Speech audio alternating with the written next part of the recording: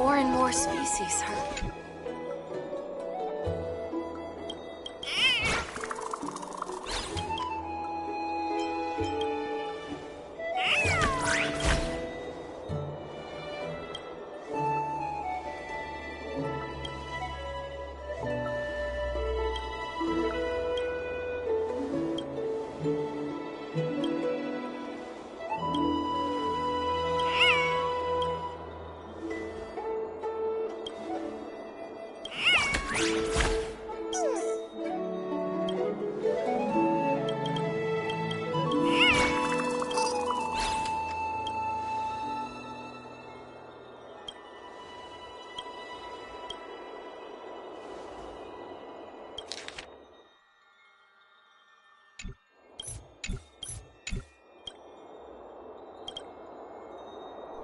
More species are disappearing.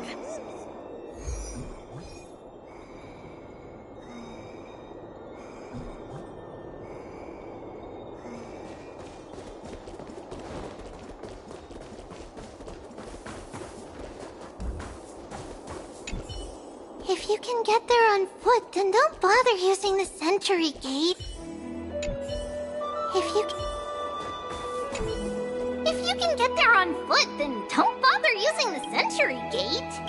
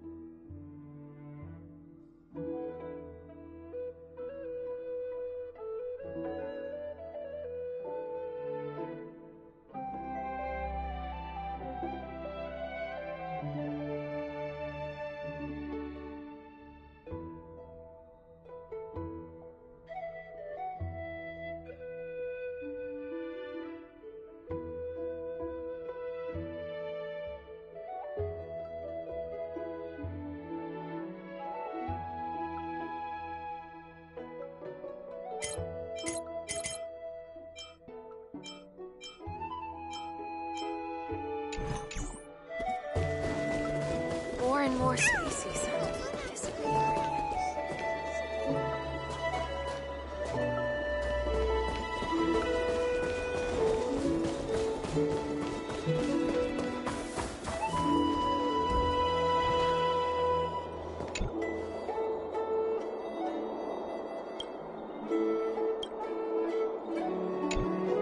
Trebios's memory has unveiled the very first prophecy. All shall bid farewell to one, and that person alone will witness the miracle. Such is the will of fate. If I take on Orynyx's trial, will the prophecy come to pass for me as well? Regardless, I must give Aglaya an answer.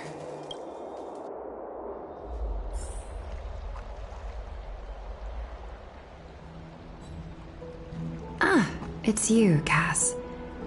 I finished the anthology of poems you lent me. Here it is. I thought you'd be too preoccupied to find time for reading. Precisely because of these obligations, I felt compelled to read it swiftly. Wouldn't all these preoccupations slow your pace? On the contrary, knowing that time is limited can push one to overcome their limitations. The weight of these responsibilities seems to have enhanced my reading efficiency. I understand completely. During my time at the Grove, the closer exams drew, the more efficient I became at tackling everyday mundane tasks. Anything but my actual studies. Precisely. As I remember, you and Phainon were both disciples of the new Sporists. I assume that Anaxa's exams were as unreasonable as the man himself, correct? The courses Professor Anaxa taught were Introduction to Alchemy and History of Mythology. And to be perfectly honest, those two courses were the students' greatest nightmares. The history of mythology, taught by the blasphemous great performer himself. I can imagine their fear. Now that I think about it, students would often rush to the podium during class to challenge him on those blasphemous ideas. May I ask, Lady Aglaya, has your relationship with Professor Anaxa always been like this?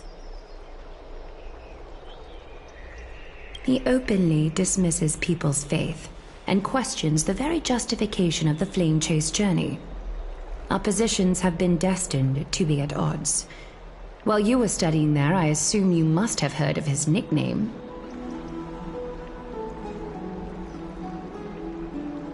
A Dromus draped in finery? As I see it, this nickname is more of an insult to the Dromas.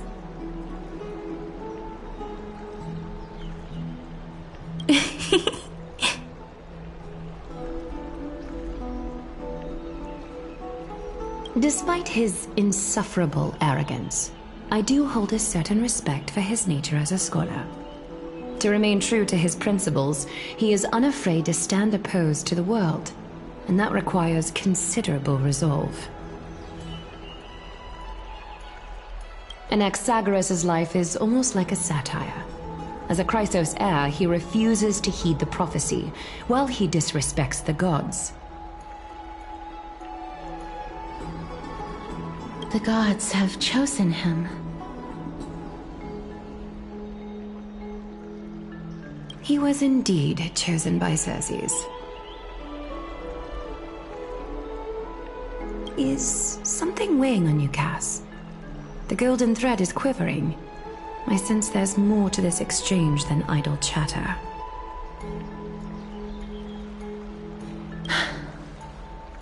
With all due respect, I'd like to know what you plan to do with him.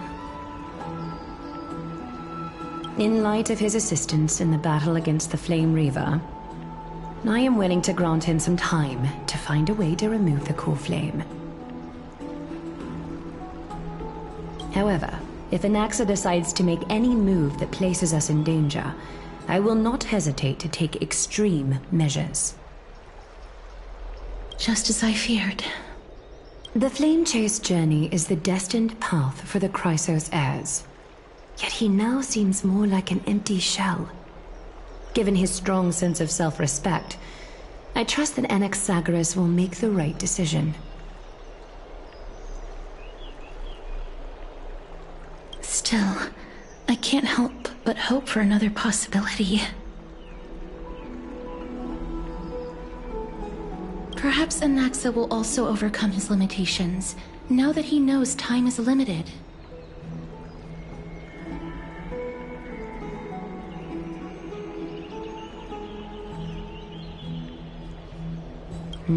I understand your stance. Let's continue this discussion another time.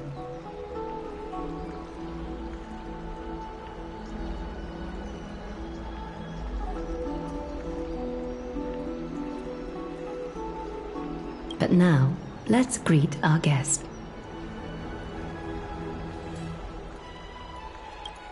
You're here. You're here.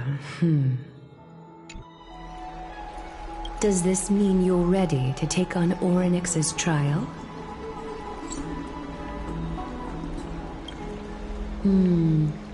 It seems that this sacred beast is just as indispensable, given their intricate ties to the Titan. Memmy mem, memmy mem mem mem mem, memmy mem memmy mem. Surrendering the core flame is a Chrysos heir's duty. Your selfless assistance is deeply appreciated. However, I urge you to carefully consider the risks of accepting the trial. Becoming a demigod means forsaking your humanity. You will inherit Orynyx's divinity and bear the time of Amphoreus, all on your own.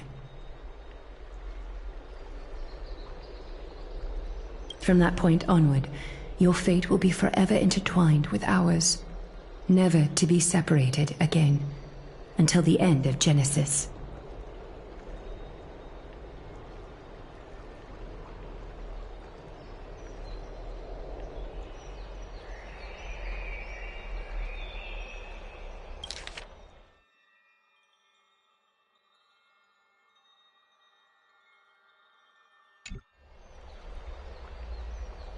On the contrary, you are the only one who qualifies to attain divinity. Yet, for that very reason, I do not wish to pressure you.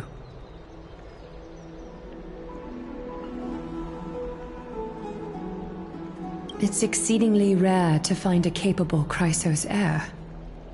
If this path proves unattainable, I am willing to lower my expectations.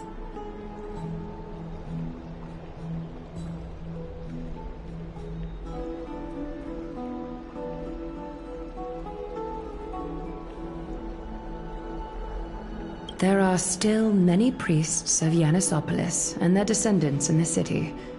If I'm left with no other option, I'll try to find someone worthy among them.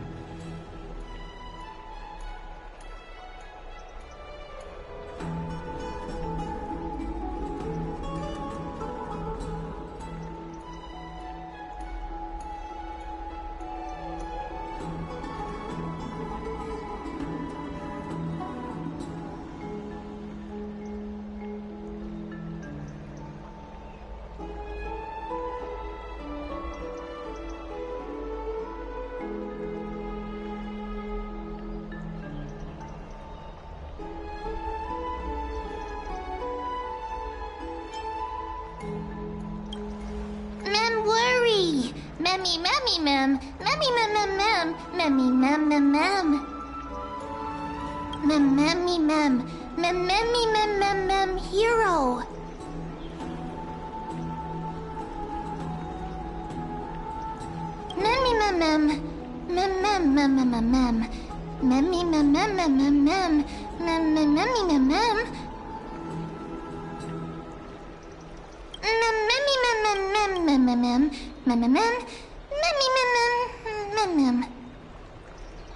It looks like you know that Titan rather well.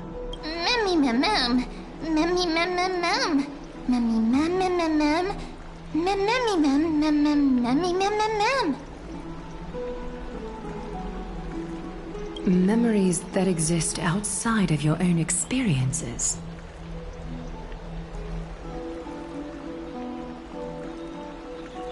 I can't explain why, but I can vouch for Mem's words.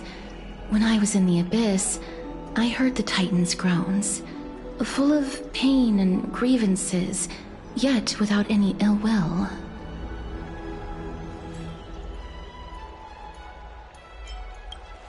Please, Memmy Mem Mem. Memmy Memmy Mem. Memmy Memmy Mem Mem. Mem Memmy Memmy Mem Mem. Mem Memmy Mem Mem Mem Mem. Memmy Mem Mem Mem Mem. Huge!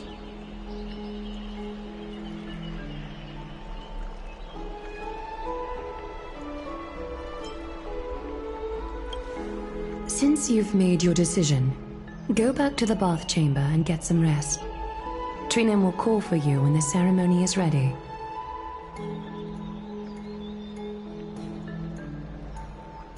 It is difficult for me, as the guide, to absolve myself from blame for things to have progressed to this point. Time and again, you have risen to the occasion for Akima. Nearly rewarding you with some honeydew is no longer able to express the extent of our gratitude. When the dust settles, I hope that we'll have the chance to have a long chat regarding your return journey and the curse of the sky. It's about time that we lift the taboo and discuss things openly. Before leaving, I should go and say hi to Castris. Miss, may everything go well for you and Mem. It's nothing. I only came to discuss some matters with Lady Aglaya. Previously, I lent her an anthology of poems that Lady Trianne had gifted to me. Tracing back, this anthology was something left for Lady Trianne by a bard before their passing. Although personal properties should be cleared out once their owner has passed on, Lady Trianne gave this book to me since she knew how much I like to read. No, it's just an ordinary book. It's definitely not some kind of unique copy. It just contains an allegory. In a faraway land, in a city known as Styxia, a dragon corrupted by the black tide descended one day, swooping upon the city like death itself. It swallowed the princess of the city whole before it was suppressed. After taking down the evil dragon, the warriors discovered that the princess's life had already met its end. Overwhelmed by grief, the queen hired an alchemist to resurrect the princess using the dragon's flesh and blood. However, having lost memories of her previous life, the resurrected princess turned into an evil dragon herself and wreaked havoc on the city. As a result, the prosperous Styxia met its demise.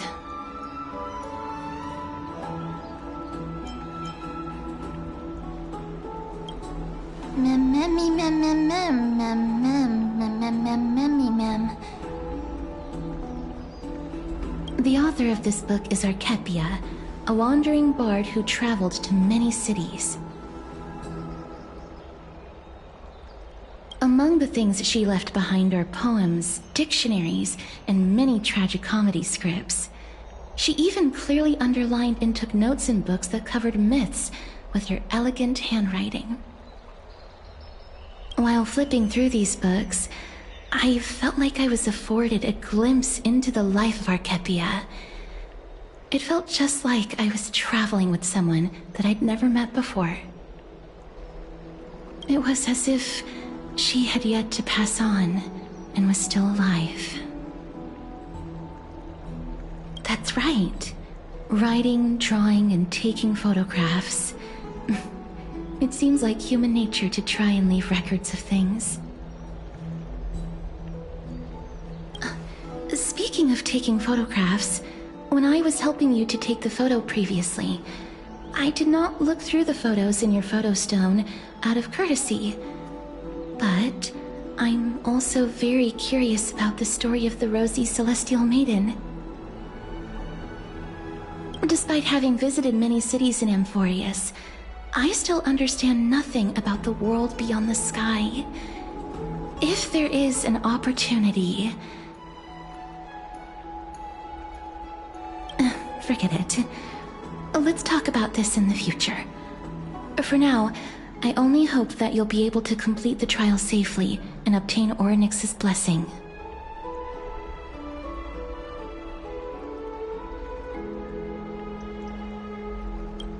I don't think there's anything else to do here. Time to go back and talk to Don Hung.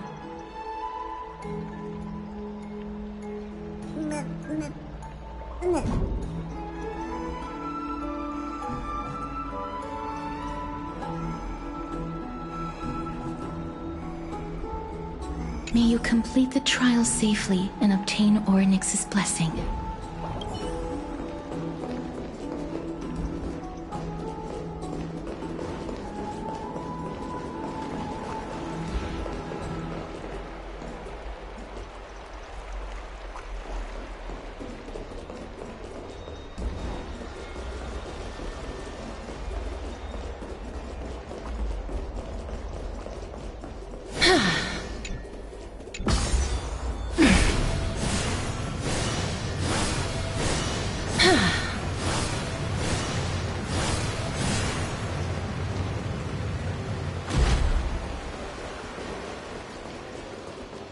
What are you folks going to do next?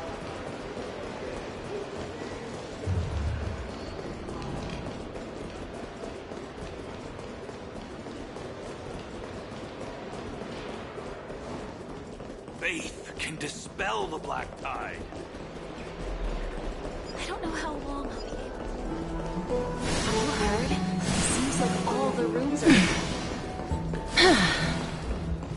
I'd love to go in and take a look.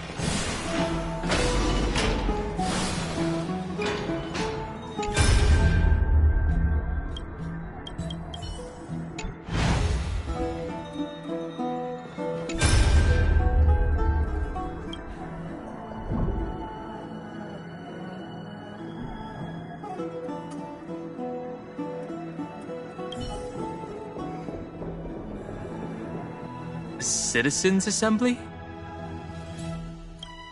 That's right. Oh, partner, you're back just in time.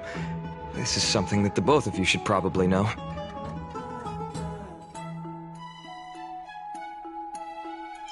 I wouldn't call it trouble. I just think it would be favorable if the both of you understand the situation in Akima better. Do you remember the Council of Elders that was on our heels previously? It seems like they've made their move. Some background information for you. The Council of Elders is an authoritative body in Amphoreus, made up of different city representatives. They hold legislative power over the Holy City, and are in charge of presiding over the Citizens' Assembly held once every few years. This is the most important social event of Akima. It is highly influential, and can even affect what happens to the Flame Chase journey.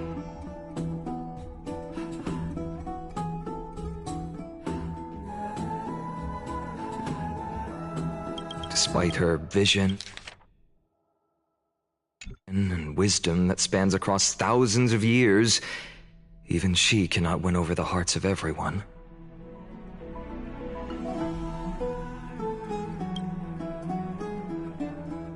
Perhaps you should retake some exams next time we visit Paperfold University. Every 5 to 10 years, the Council of Elders organizes a citizens' assembly at Dawncloud.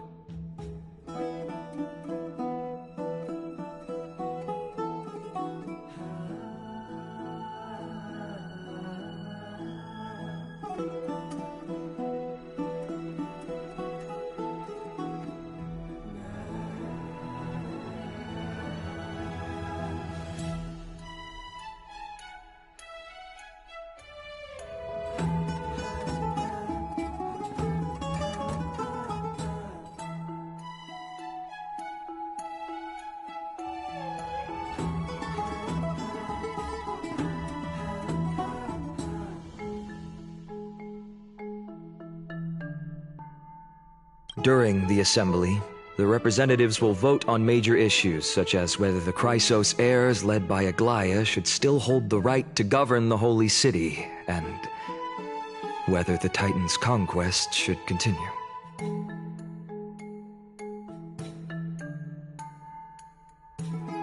It sounds like some sort of system to balance the heroes and the mortals. That is correct. However, the problem lies in the fact that there are ill-intentioned extremists in the Council of Elders. They view the Citizens' Assembly as a way to restrain the Chrysos heirs and hope to take complete control over the flame-chase journey.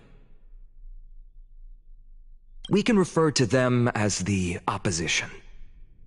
During the assemblies held in the past 100 years, the voices supporting the opposition have been growing stronger in the shadows. It's only thanks to Aglaia that the flame-chase journey has been able to continue to this day. The Citizens' Assembly is just around the corner, but this time, there seems to be a new variable to the situation.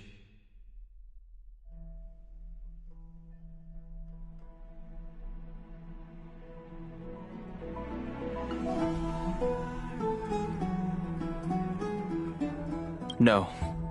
Although we might be mentioned, the Council of Elders has another target in mind.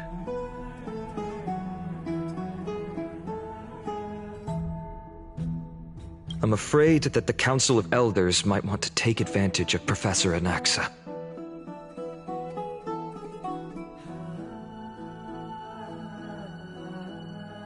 Aglaia will surely take back Circe's core flame, but with Anaxa's current condition, it's so unique that nobody knows how taking the core flame away from him will affect him.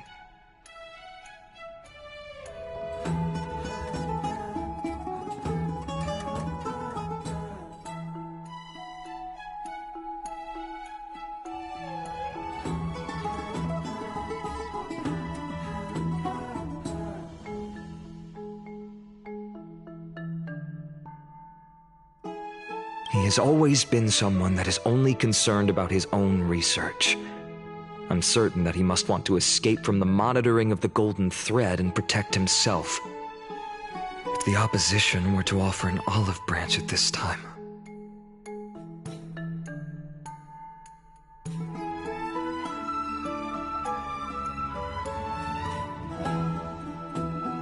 You suspect that he might betray the flame chase journey and defect toward the Council of Elders?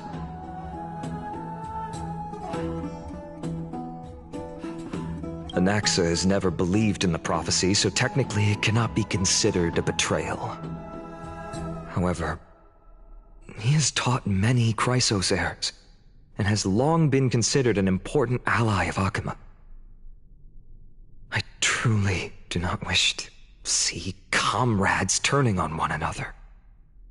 I have a better understanding of the full picture now. Is there anything that we can do? As I believe in his character, I plan to plead with Aglaia and try to buy more time for him. Then, the greatest way in which you can help is for you to know what I am fighting for. We understand. Thank you for being honest with us. Things are piling up again. You and Mem are tied up with Ornyx's trial, while I'm preparing to visit the Grove to uncover clues about the world beyond the sky.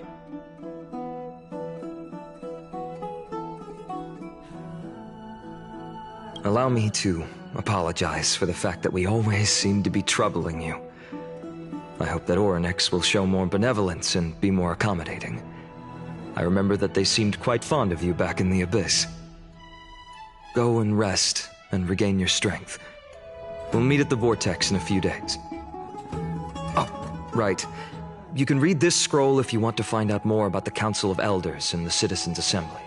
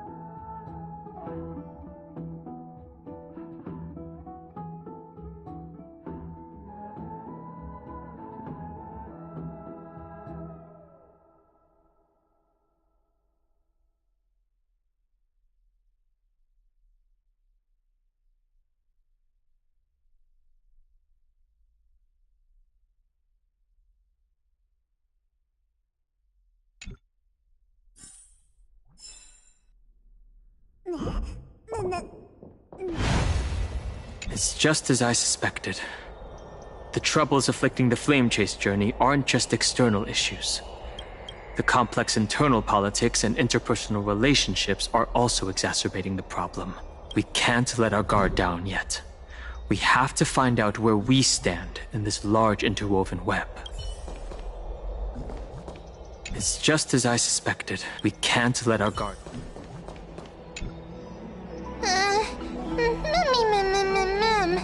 Mem nervous.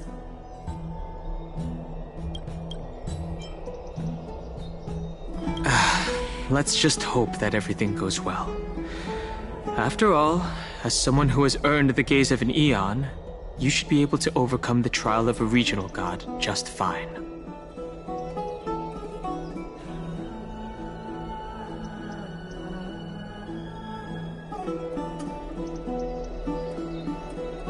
We've also unknowingly gotten used to sleeping with the midday sun shining brightly above our heads. So perhaps a new phase of our trailblazing expedition in Amphoreus is about to begin.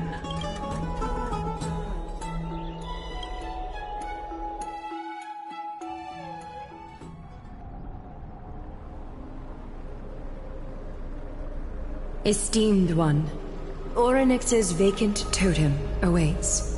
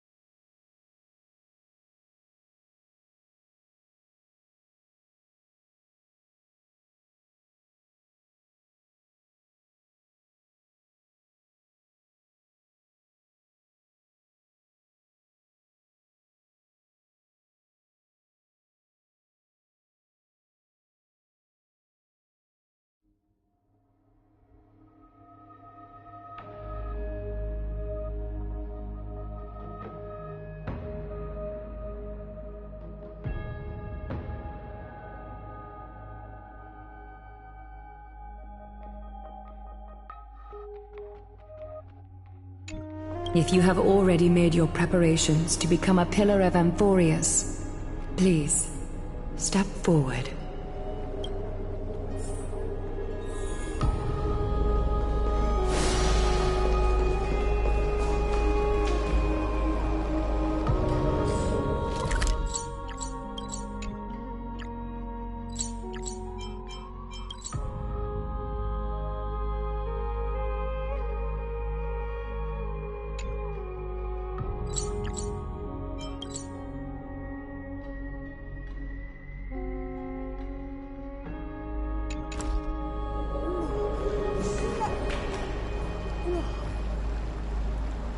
I can still vividly recall when you entered the vortex of Genesis for the first time. At that time, I could never have imagined that a guest from beyond the sky would shoulder the fate of Amphoreus. Don't feel burdened.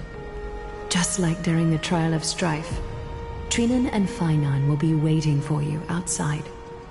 If something unforeseen were to occur, they will intervene in the trial and rescue you.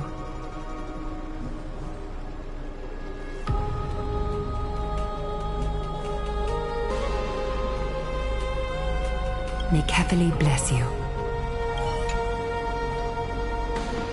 Little Gray and Mem, thank you.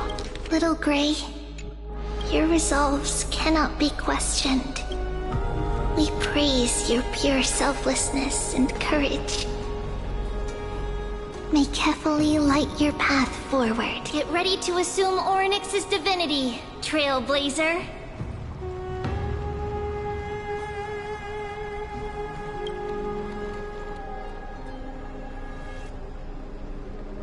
The divine position of Orynyx has already been vacant for some time.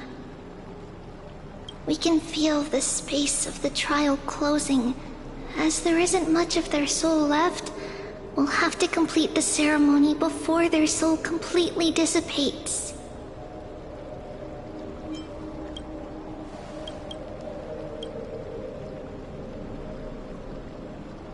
The eighth core flame coveted by the miracle that once belonged to the great Veil of Evernight, Orynyx.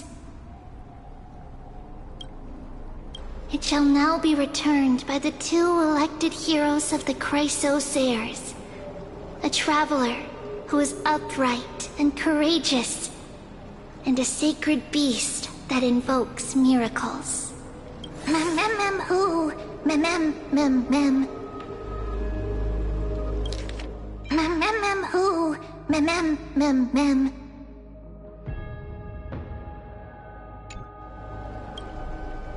Both of you, please, come forward.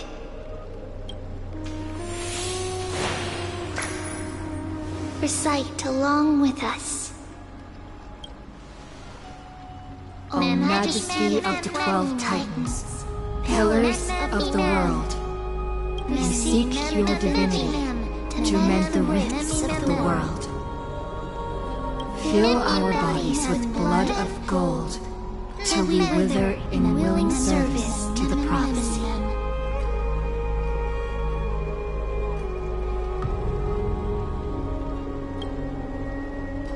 I don't think I have gold blood.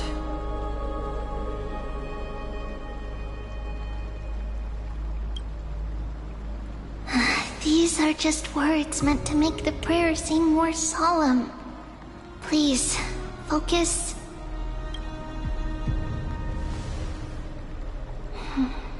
And surrender the core flame.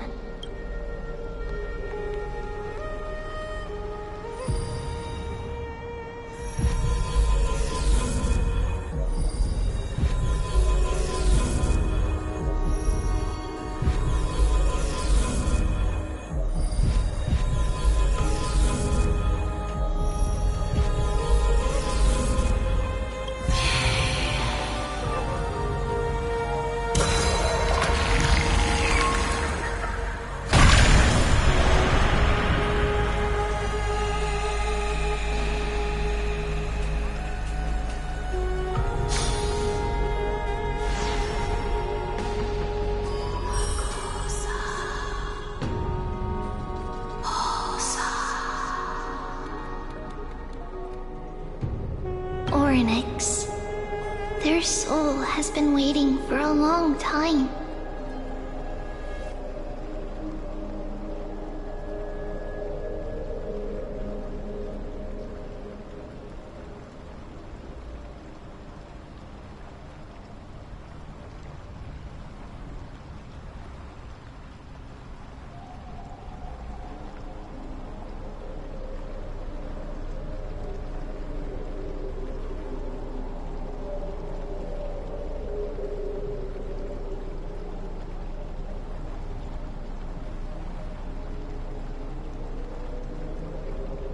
Perhaps they're also quietly waiting for the arrival of their successor.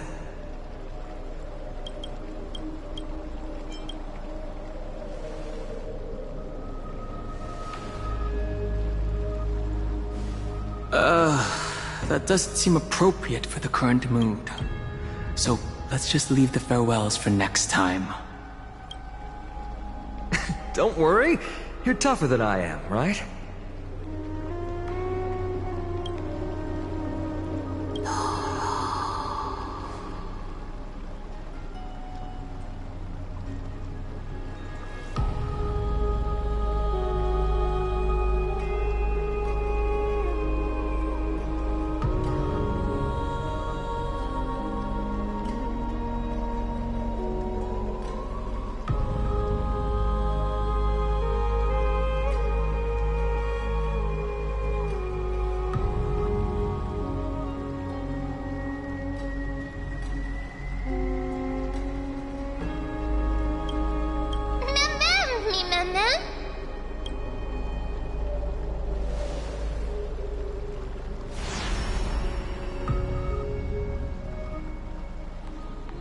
Traveler from beyond the sky, let us pray that the Titan acknowledges your worthiness. Although she loves cracking jokes at inopportune times, her determination is as strong as the Chrysos' She will definitely succeed. While she's away, I would like to have a chat with you, Aglaya.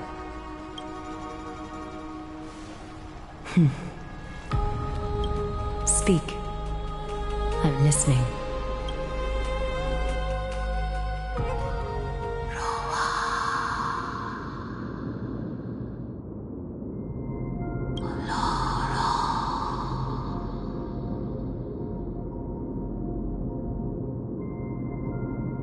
Slap, slap! Wake up!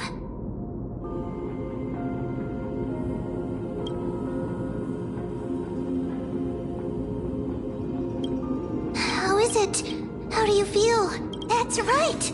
Look! Look! I don't know what happened, but I'm able to talk! Testing, testing, 1, 2, 3. Testing, testing, 1, 2, 3. I have such a cute voice! It must be because of all the memories that I collected. They allowed me to grow beyond expectations. Also, listen. The words of the Titan are becoming clearer. Mother. It hurts. Have I finally reached the end? Are the years of isolation coming to an end?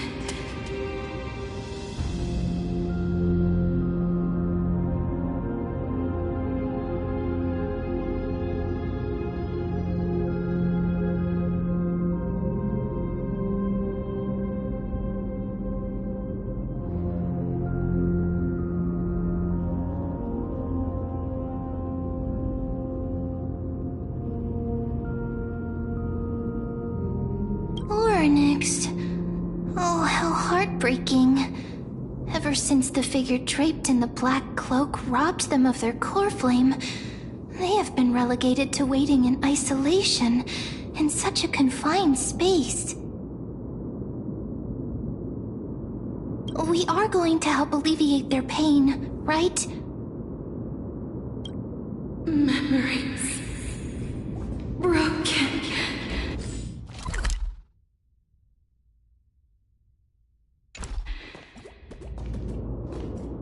Mother.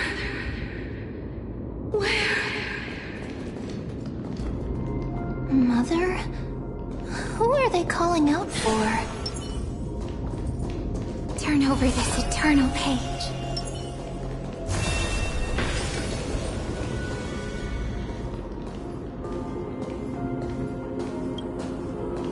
You. It's you. I remember you. Skyfather has gazed upon you. Mother is calling for you.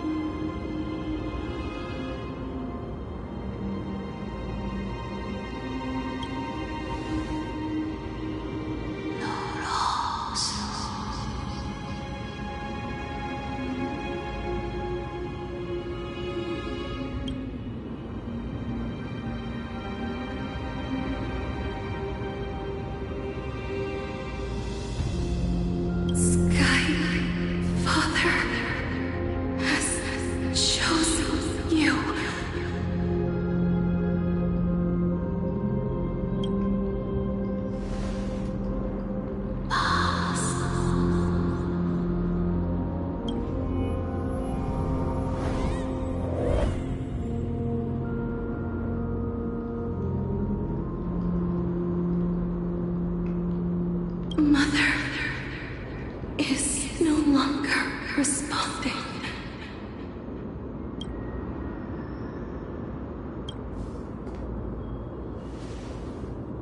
Something important. An important matter. Orynyx, listen to me. Aren't you tired? Throughout the long years, you have always been protecting the fate of Amphoreus. Each time people draw strength from within their memories, every single ripple falls onto your shoulders.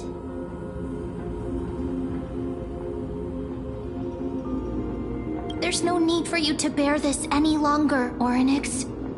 From today onwards, someone else will bear time on your behalf. This is why we have come.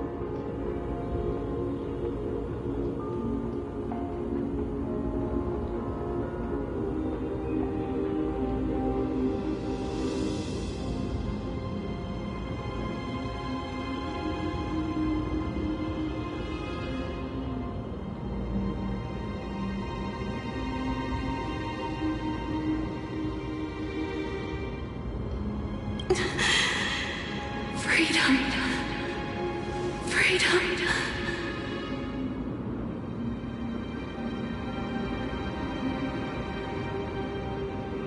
I want freedom.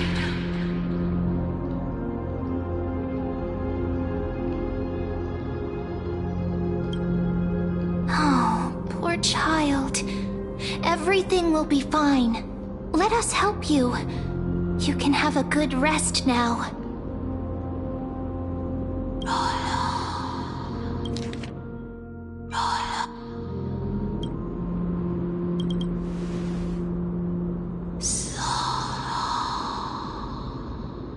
You have potential, strength, willpower, powerful, and tenacious.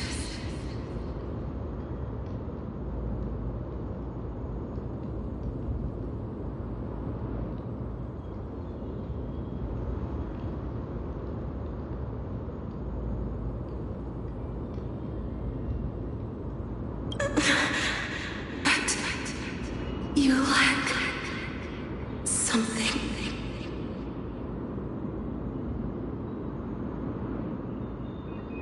Just one thing. Lacking something? What is it?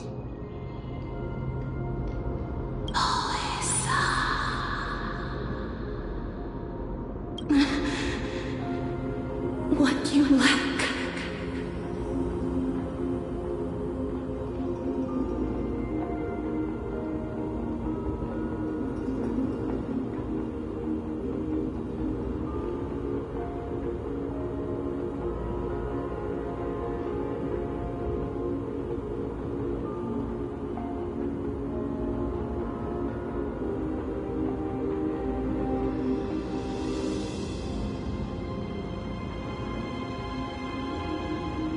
is a future.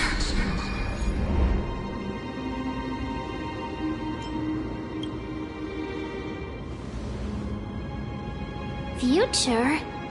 Traveler from the sky, you should have dissipated already. The gaze from the Sky Father. Stabilize your form. Because from the moment you crossed the sky, your life was cast away.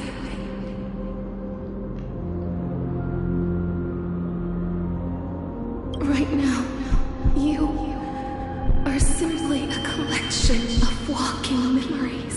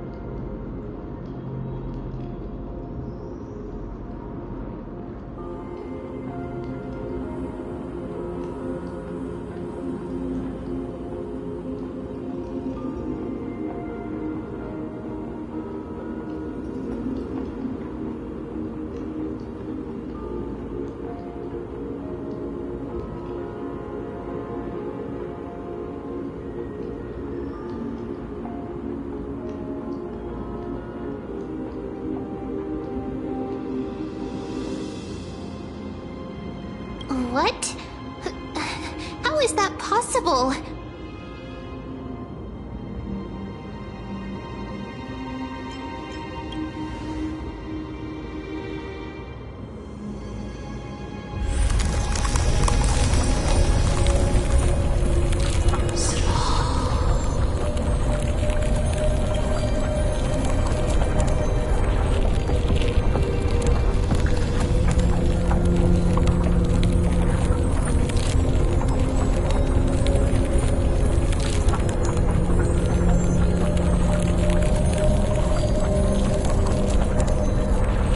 The space is collapsing.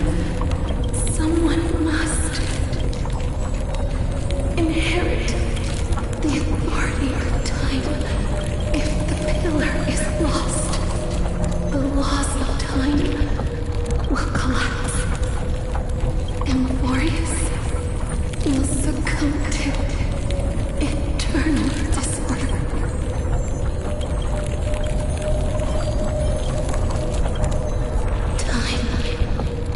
Never compromises. Never bears grudges. Never forgives. Never makes a choice. Child of humanity. Titans. Mother. Sky Father. Time restrains everything that exists in this world. Orynyx's divinity is dissipating? Is the trial coming to an end? Pathstrider of remembrance, my strength, I shall entrust it to you. The fate of the world. If you wish to, save it. Go and find your future that has been stolen.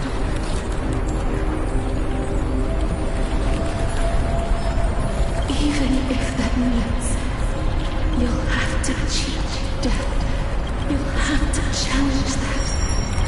Hand of shadow, clasped with unyielding fingers.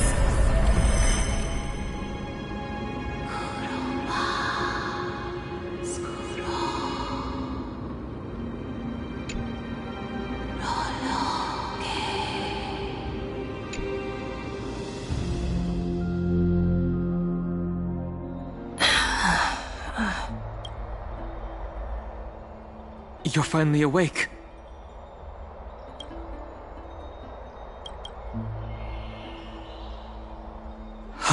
I'll keep it simple. You succeeded.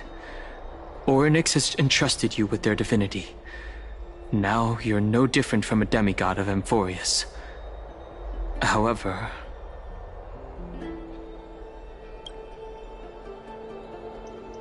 Mem has told me about what happened during the trial. They are still explaining things to the others and told me to bring you back to your room to rest first.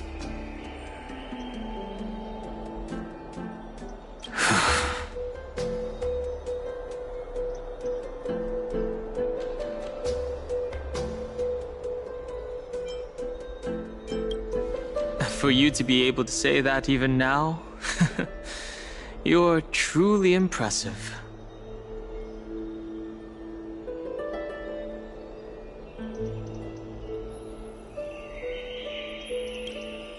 There's something that I've never told you.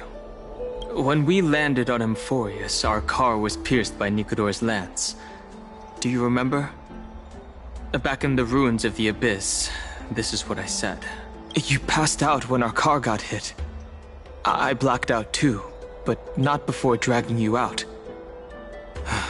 It's a good thing we were in the car, or we would have been crushed to pieces. Actually, my account kind of made light of the situation. What actually happened was much more complicated.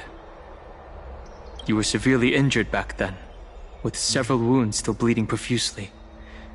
I struggled to carry you out and used the last of my strength to stem the bleeding. But then, I was also hit by a falling rock and lost consciousness. The last time I checked, you still weren't breathing. But when I regained consciousness, I saw that you were alive and full of energy. So, I never brought this up again. I'm not sure whether the gaze of Fuli has anything to do with this matter. But according to the Titan, you are living in the form of a memory right now. Just like those objects of the past and the miracles of Orynyx. Perhaps Mem is the anchor rope that ties you to the present. I had assumed they couldn't stray too far from you, but the truth might be the exact opposite. It's not time for us to despair yet. There must be a way to save you. Orynyx mentioned finding your stolen future and cheating death. Considering Mighty's indestructible body, it seems to suggest that there is some kind of miraculous power in Amphoreus that can even reverse death. The key seems to lie with the Hand of Shadow, whose whereabouts are unknown. Hey, are you all right?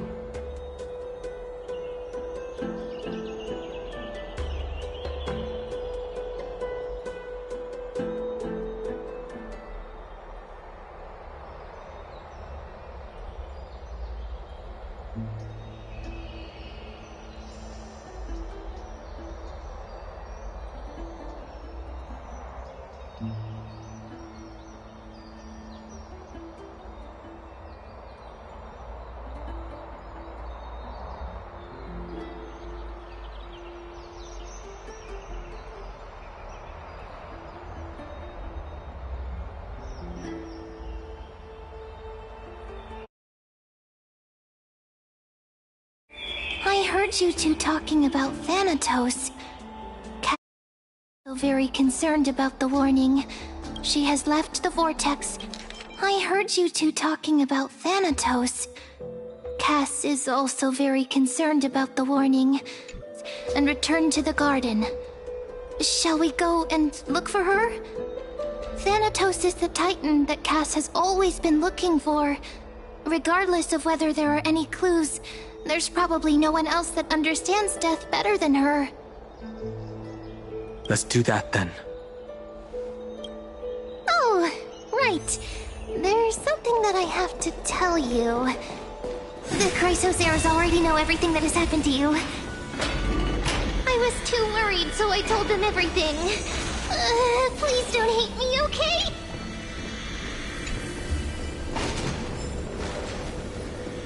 Have you heard? It seems like...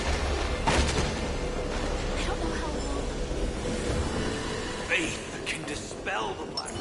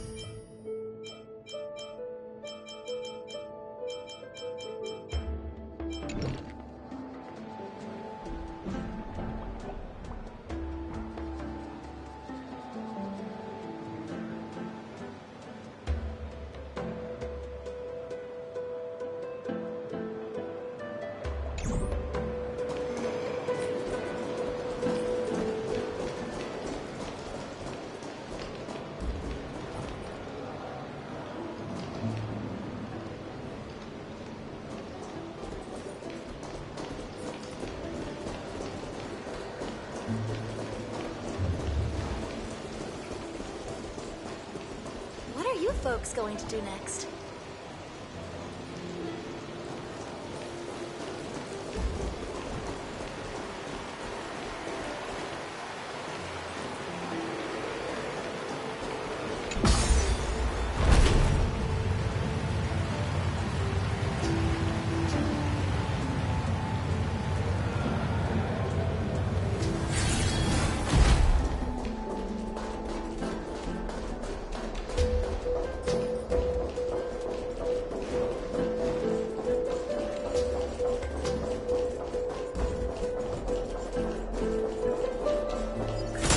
Turn over this eternal page.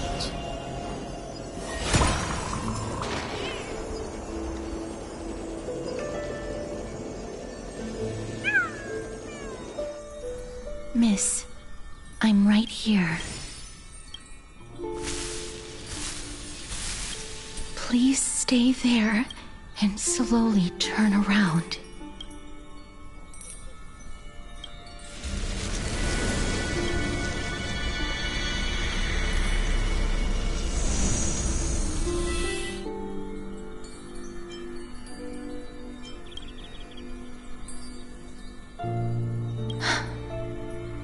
Please pardon me.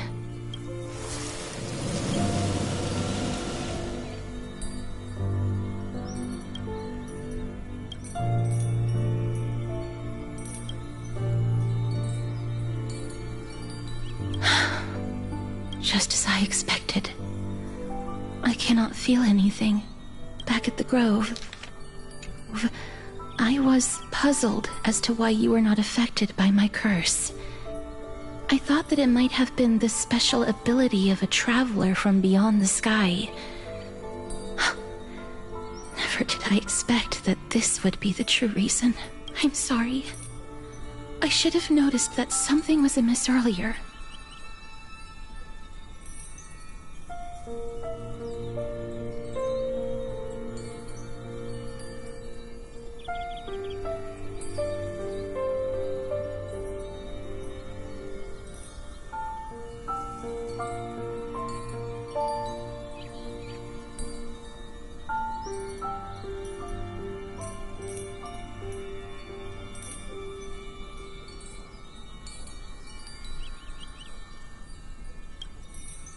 Miss, if my abrupt behavior just now offended you, I hope that you can forgive me.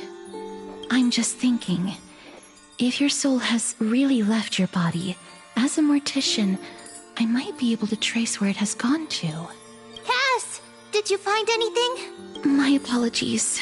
Not as of yet.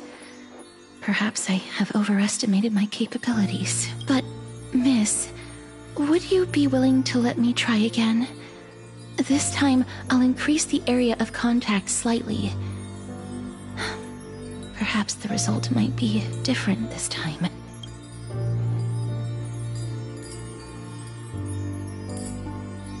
I have never touched the living in this way before. If my actions are in any way disrespectful, I hope that you can forgive me.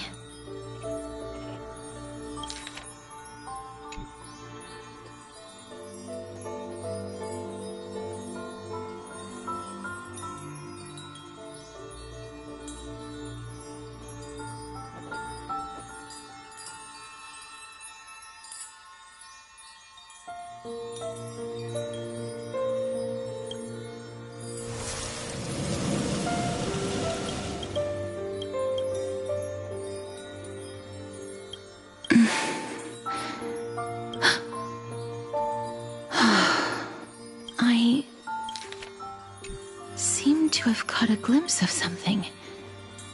Your soul is currently roaming someplace and cannot find a way to escape. But perhaps it might not be a bad thing.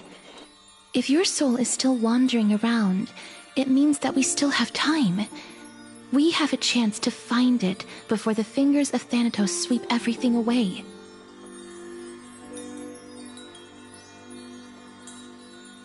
Clues. Just a few more. I need more guidance.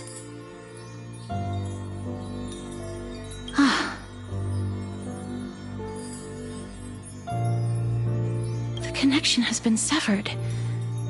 With my strength, I'm not able to trace it. It was me. I was a little too hasty. Don't worry, miss. Although we currently have no leads, I will do my best to search for the whereabouts of Thanatos, bring back their core flame, and personally return to you the life that you have lost too soon.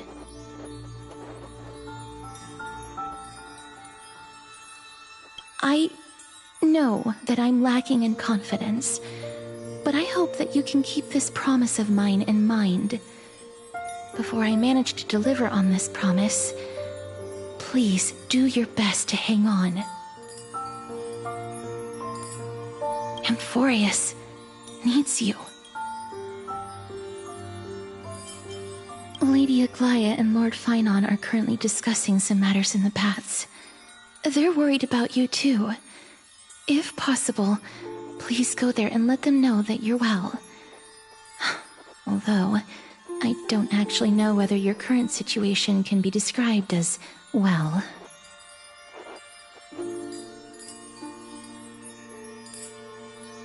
Also, please accept this Styxian fable.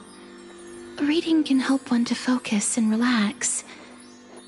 I hope that reading this can help tide you through this difficult period.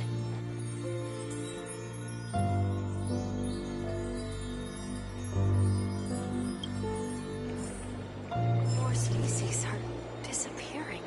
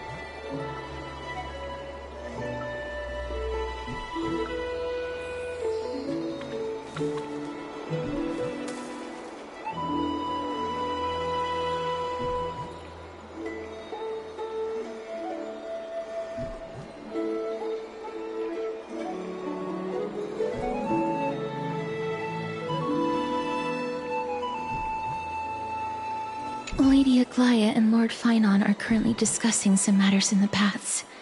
They're worried about you too. If possible, please go there and let them know that you're well. Although, I don't actually know.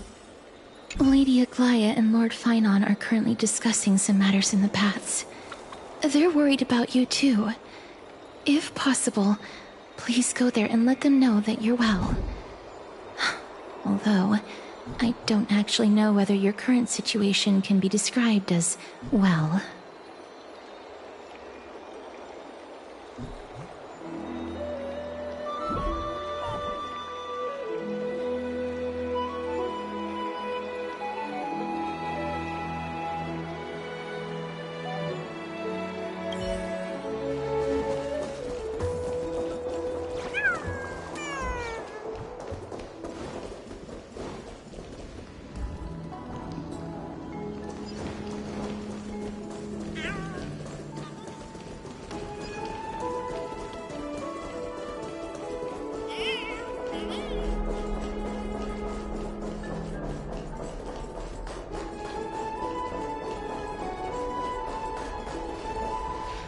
They're here.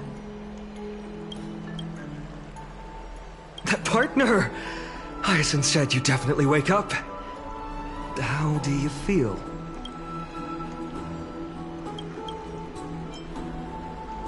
Well, at least you look no different from the living. I think that most living people don't even look as good as you do. You've completed the trial of time. And I have to admit that the process went better than I expected. Even in the end, that Titan's heart still showed a soft spot for humankind.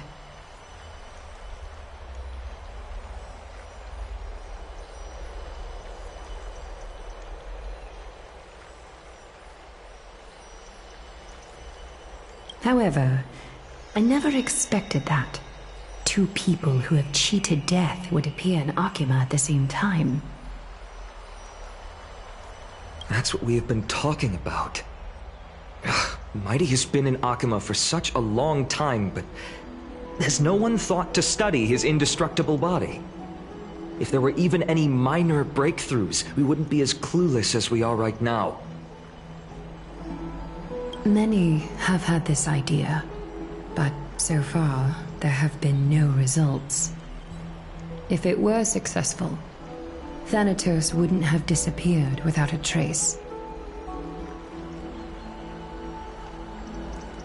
Nevertheless, now is not the time for us to give up. At the very least, we can still see a glimmer of hope.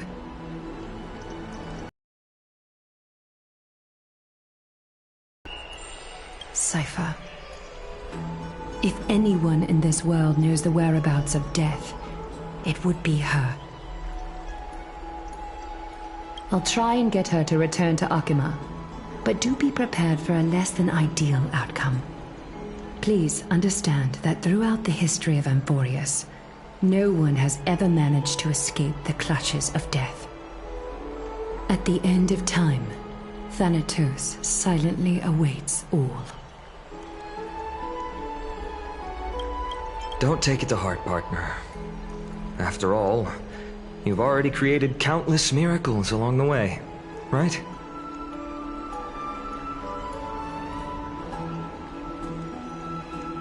But before that, just...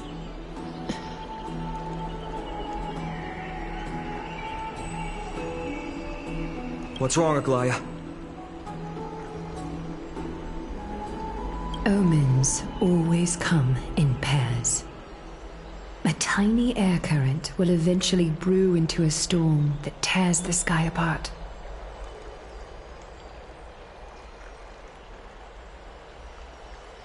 It's Anaxagoras. He has initiated contact with the Council of Elders. In the end, it has still come down to this. I earnestly hope that your assessment of him is accurate, Finan.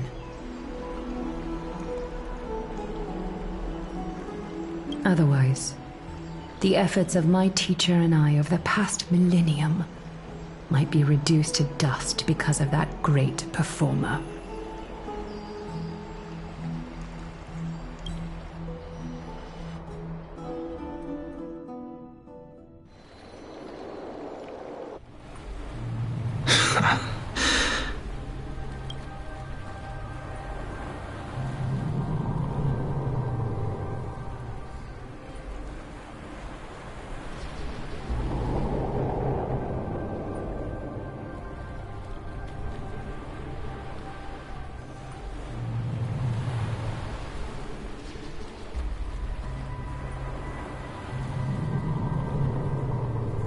I'm back here again.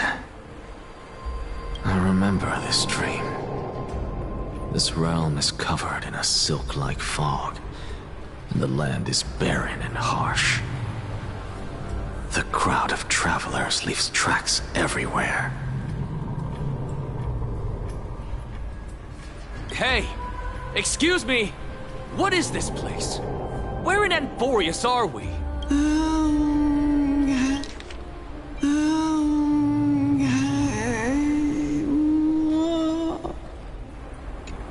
The mutters of the traveler are in a language I'm unable to comprehend. Or perhaps they're just distracted and ignored my question.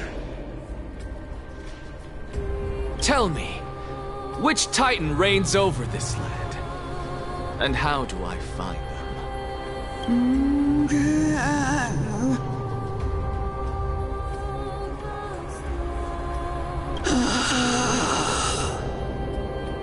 Hand of Shadow.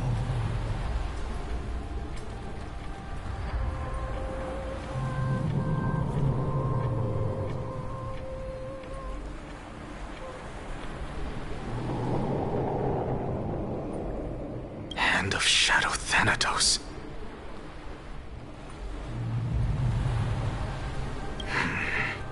Could this possibly be the Netherrealm?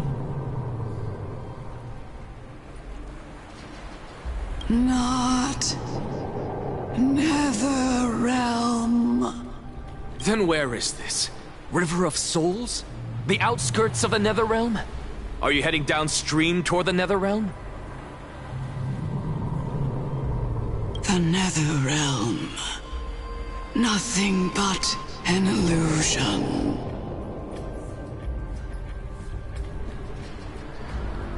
Titan rejects you, me. Listen. What?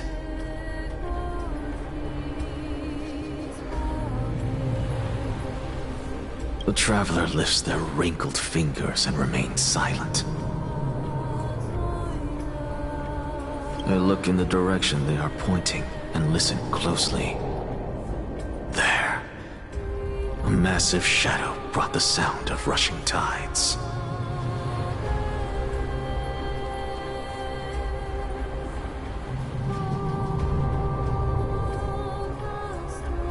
The sound of tides.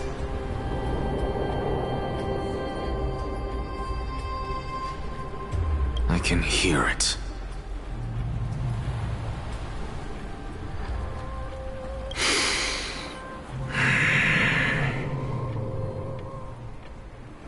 I hear it, deep within the tides, beyond the closed gates of the void world.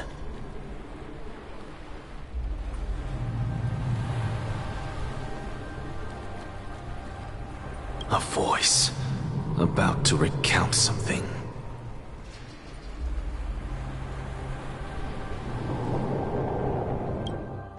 Child of humanity, is it death's embrace you yearn for with such urgency? Oh, you have awoken. Welcome back to the mortal realm. Your consciousness is dissipating much faster than I expected. Ultimately, it seems like the Titan's core flame is incompatible with a mortal body. How much longer can my consciousness remain in the mortal realm?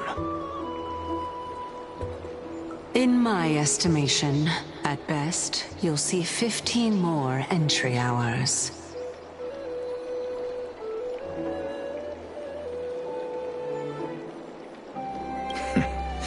15 days and nights. What is it? Are you finally starting to become attached to the mortal world now? On the contrary, 15 days feels a little too long for solving a singular problem.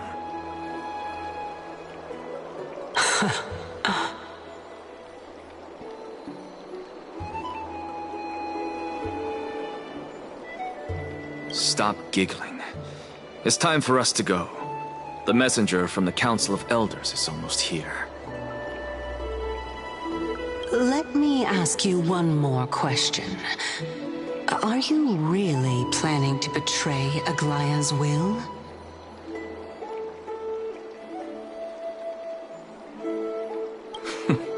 What betrayal is there to speak of when I was never loyal to her to begin with? What about that white-haired student of yours? Acting so recklessly, do you not care about what might happen to him?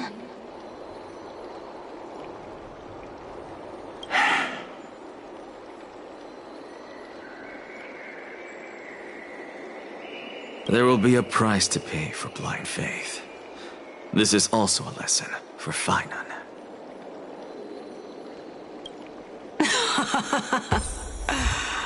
You truly are a strict teacher.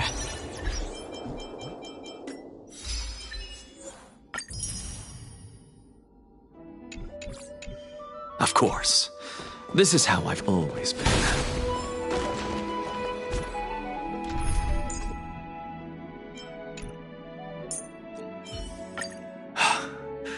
First new spore. Welcome.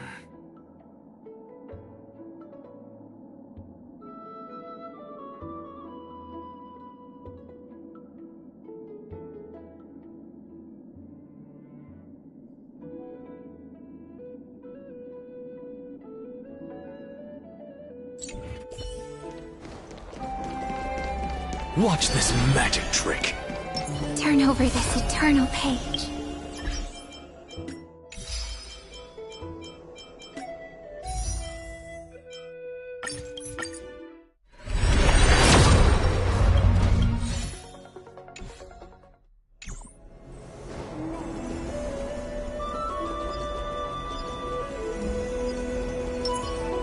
Watch this magic trick.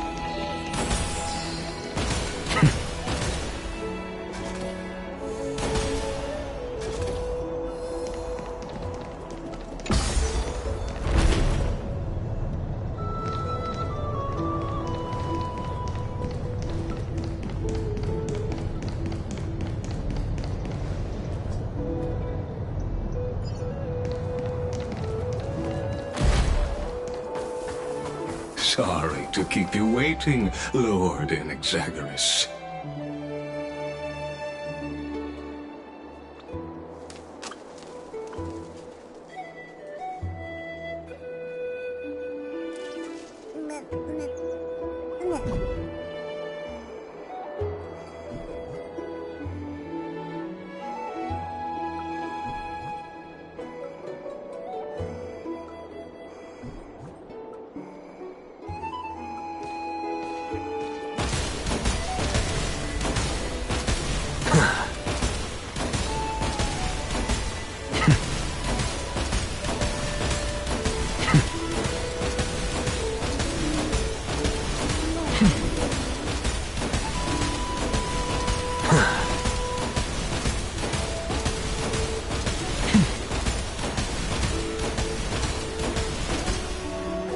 Turn over this eternal page.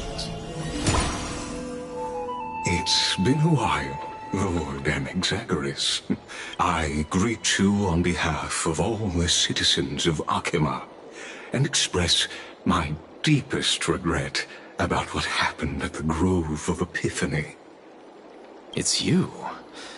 I never expected that you would personally come and meet me.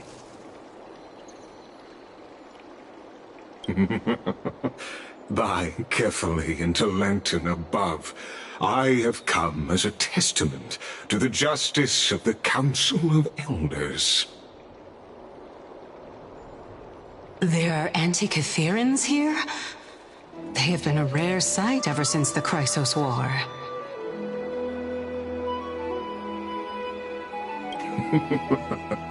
I extend to you my utmost respect, revered Titan.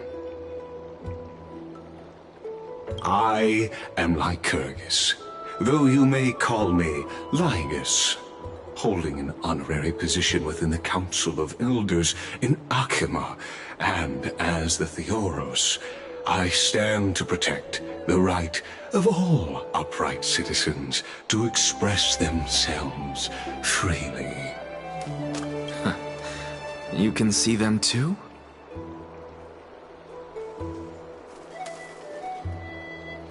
You know about us. We Antikytherans perceive the world through the amplitude and frequency of souls.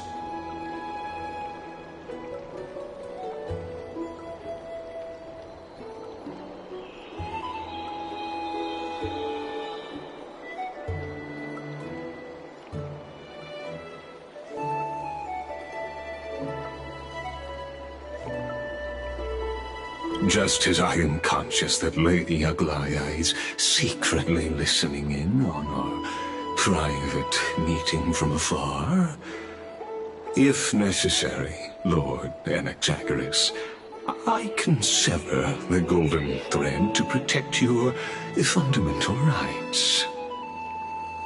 The demigod should know better, for such is her station. Spare those poor threats, and just let her listen to my words. They shall serve only to unveil her own folly. May I interpret this as you having a countermeasure? I need not any plan, because she can do nothing other than petty espionage. As the Citizens' Assembly approaches, and with Orynyx's fall, any attempt to capture the core flame within me will only usher chaos and calamity. A truth she undoubtedly comprehends. While I, Anaxagoras, serving as the Grove's special envoy to Akima's Citizens' Assembly, have long known the extent of your abilities. Let's forego the formality of asserting authority, Lord Lygus. Lead the way.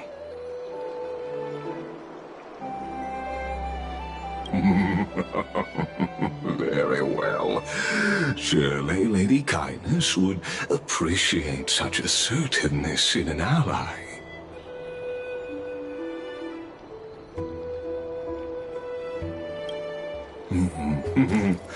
She's been waiting. Follow me, please.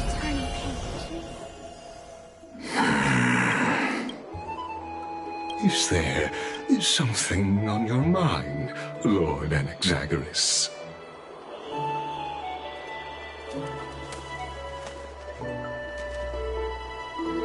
Nothing, really. It's just a question that I contemplate every time before I ascend Dawncloud. For the Titans, does the falling equate to death?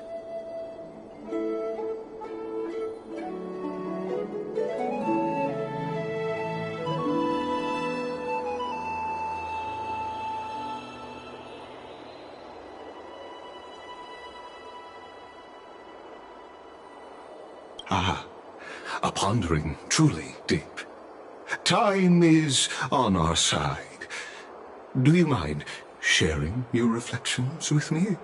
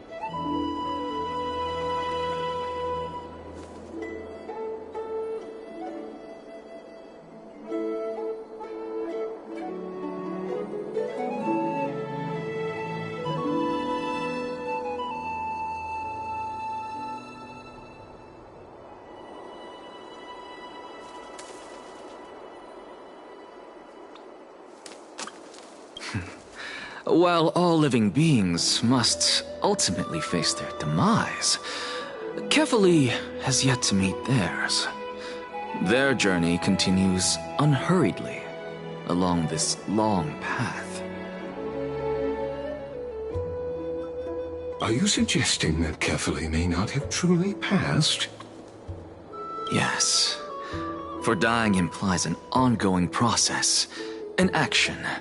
Whereas death signifies a static state, a definitive termination. In contrast to mortals, Titans exist on a grander scale of space and time, thus elongating their passage into death. The notion of their fall is but a misinterpretation born of mortal ignorance. Ah. An intriguing concept, albeit challenging to substantiate. After all, Kefali has maintained a profound silence ever since the era Arasa, while scholars and priests alike have conveyed the message of the gods' imminent fall. Perhaps the gods, in their arrogance, deemed it beneath them to reveal their perspectives to mortals.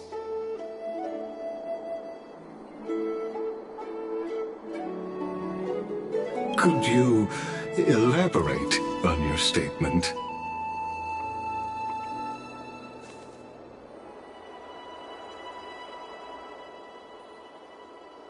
Circes, the kin of the Sky Father as recounted in myths, now resides within my brain. Were I to inquire, Kefali would have no cause to refuse.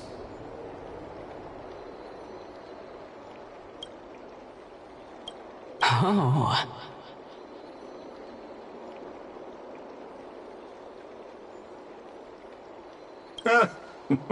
That very well could be true. But what if the world-bearing Titan still chooses to remain silent?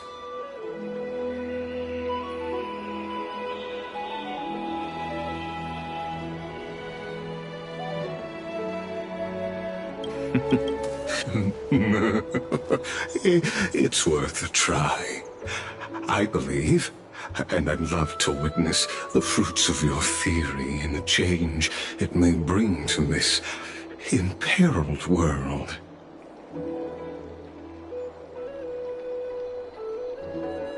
Because I completely concur with you on this aspect. If the Titan has indeed met their end, any response from them would be impossible.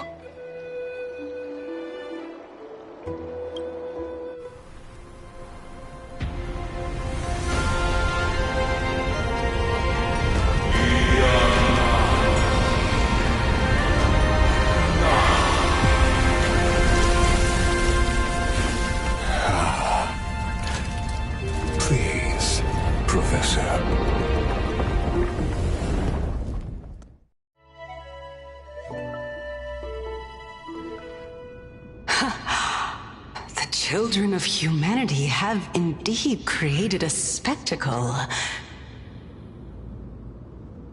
Welcome to Dawn Cloud. The atmosphere here carries a greater sense of solemnity than the mundane clamor of the Marmorial Palace, with entry permitted only to the invited.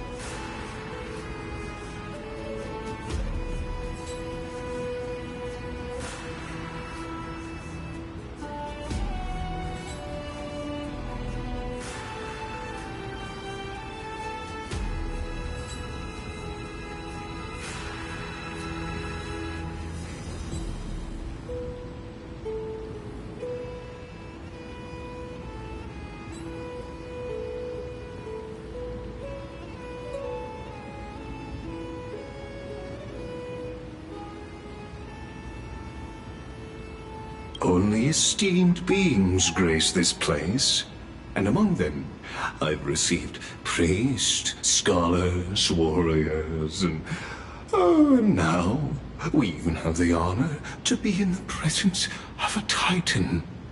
Oh, what a joyous occasion.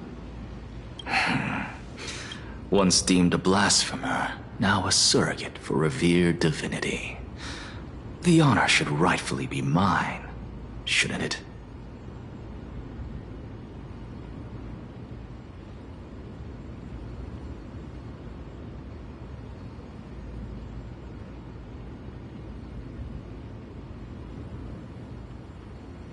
I'll notify Kindness and the others of your arrival. Kindly wait for a moment. A soldier will be here to guide you shortly.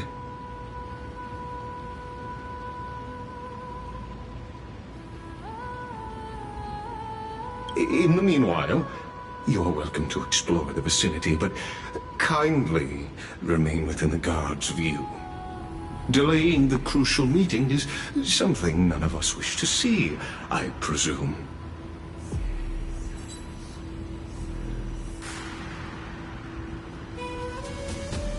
I'm well aware of Kindness's methods. There's no need to emphasize that.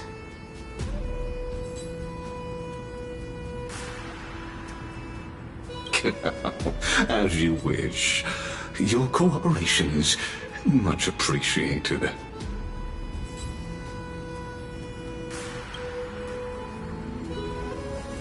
Alas, I had hoped for a brilliant plan from you, but it turns out you just left one cage to enter another.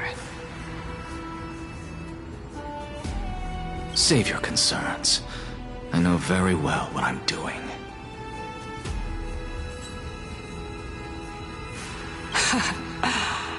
I shall depart to explore the surroundings then. Now that I look around, I wonder if there are any murals bearing my portrait around here. I'm quite intrigued to see how the children of humanity beyond the Grove perceive another Titan. Off you go. I won't be joining you. This Titan appears to be quite at ease. I should investigate the Council of Elders' recent activities first. Be aware, I can hear you perfectly well from here.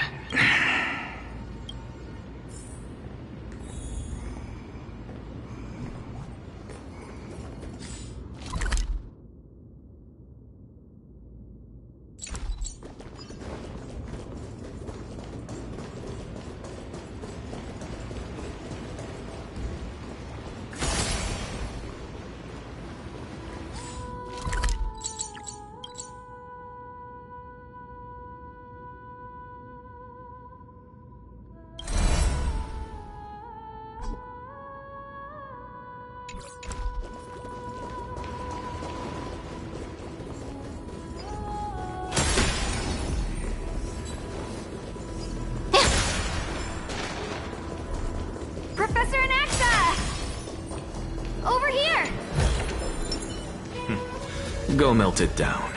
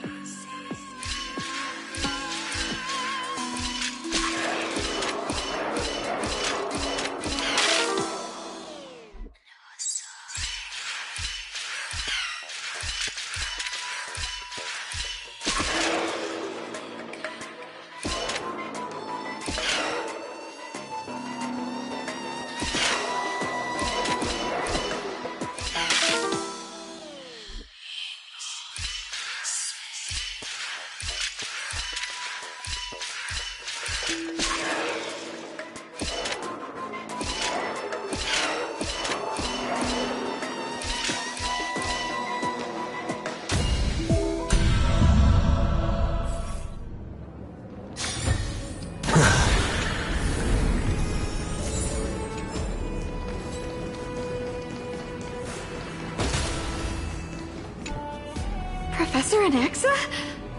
Word has it that the scholars of the Grove valiantly perished resisting the Black Tide. To find you here safe and sound, thank the Fates. You could say it's the Fates toying with us. It's only the Cremnoans and Idonians who chase glory through death. But your survival is a victory in itself. I'd settle for that gladly.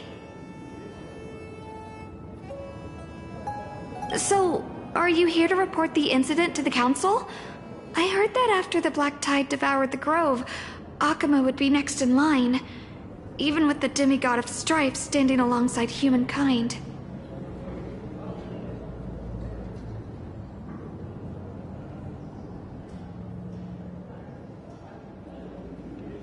Tell me, how much does the Council of Elders know about the Black Tide?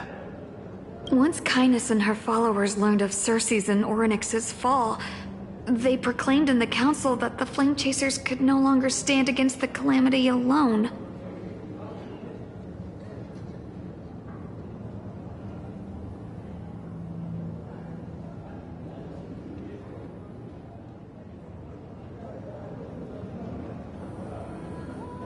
Yet, when the Crown Prince ascended to godhood and repelled the Black Tide, she immediately altered her tune, declaring that all was resolved beyond Akama, with the only remaining menace now being Aglaya and her adherents. They might well make their move at the upcoming Citizens' Assembly.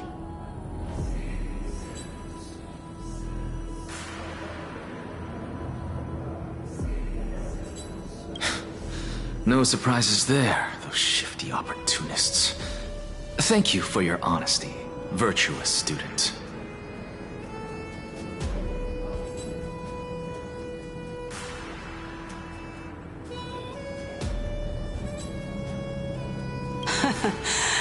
Being an opportunist could very well be a facet of wisdom. Shouldn't you be searching for murals of yourself? I've had enough of your prattling. I was really curious to see how you would find the middle ground between both factions, so I came to listen in. But it seems as though this Kindness is much more ruthless than Aglaya. If so, Why do you want to work with her?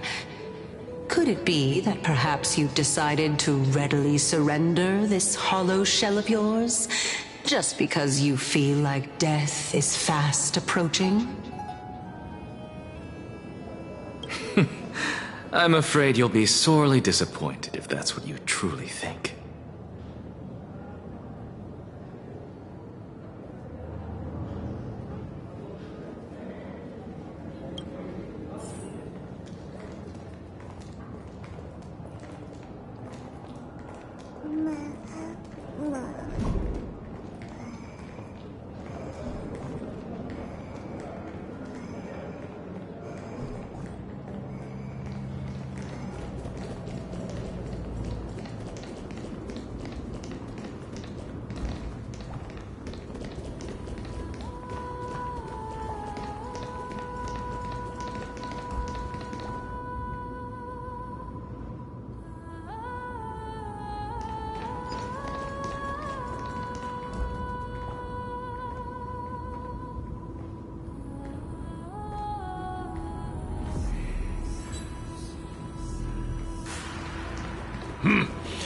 Even blasphemous scholars can come here, it seems.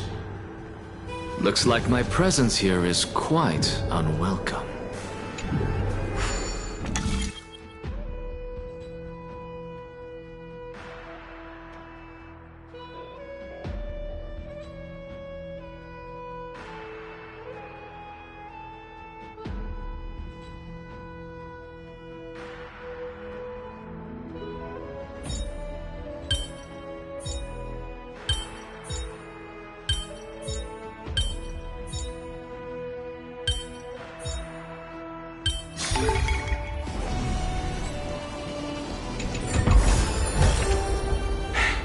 I suppose I can just ignore this.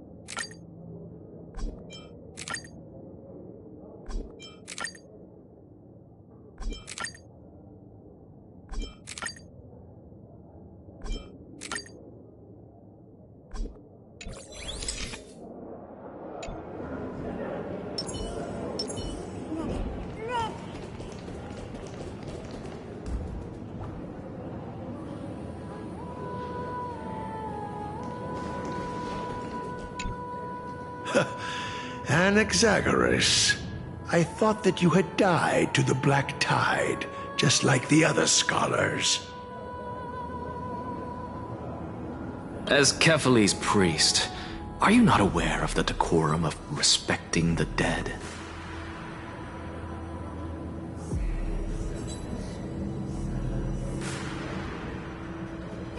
Surely you jest.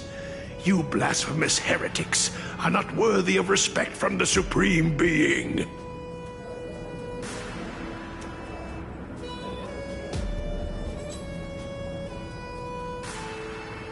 Let me remind you that you're currently in Dawn Cloud, so you'd better keep your deranged language to yourself. I am no longer that altar servant from years ago, who could only acquiesce to the commands of others. Now, I have plenty of ways to deal with people like you.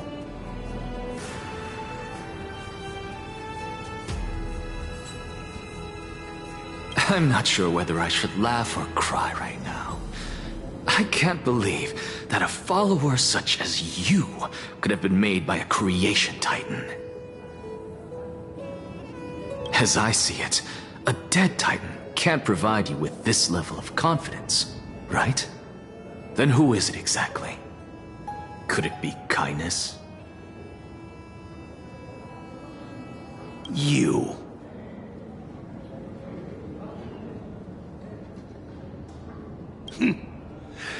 Seeing how fond of you Elder Kindness is, I shall let that slide for now. Leave immediately, and don't impede us from receiving the Supreme Being's blessings.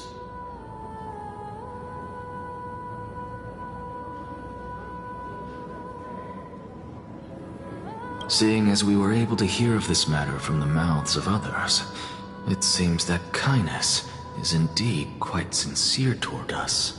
Perhaps this affair will proceed smoother than I had anticipated.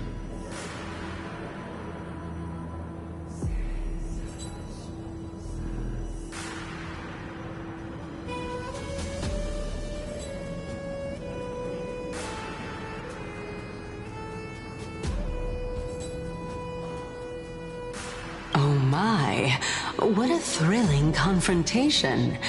As expected of one of Kefali's followers. Are you praising or insulting him?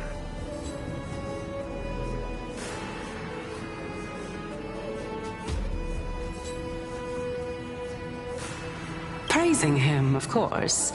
As a believer of the God of Deliverance, it is only natural that he detests evil.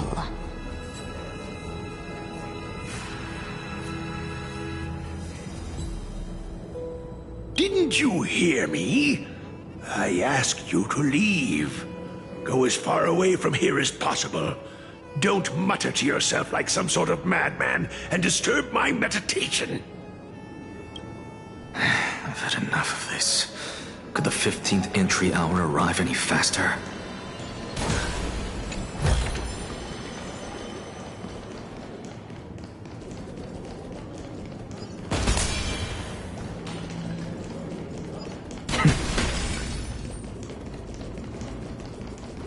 Turn over this eternal pit.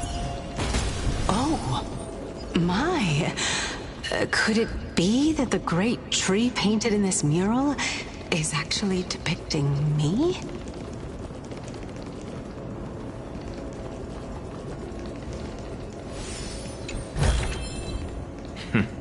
Go melt it down.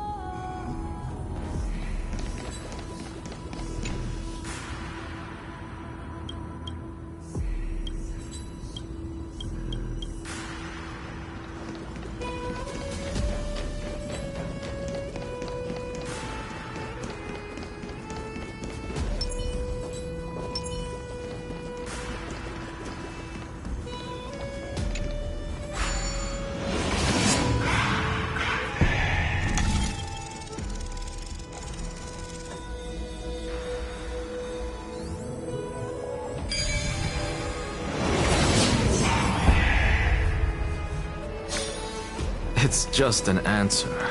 Nothing too difficult.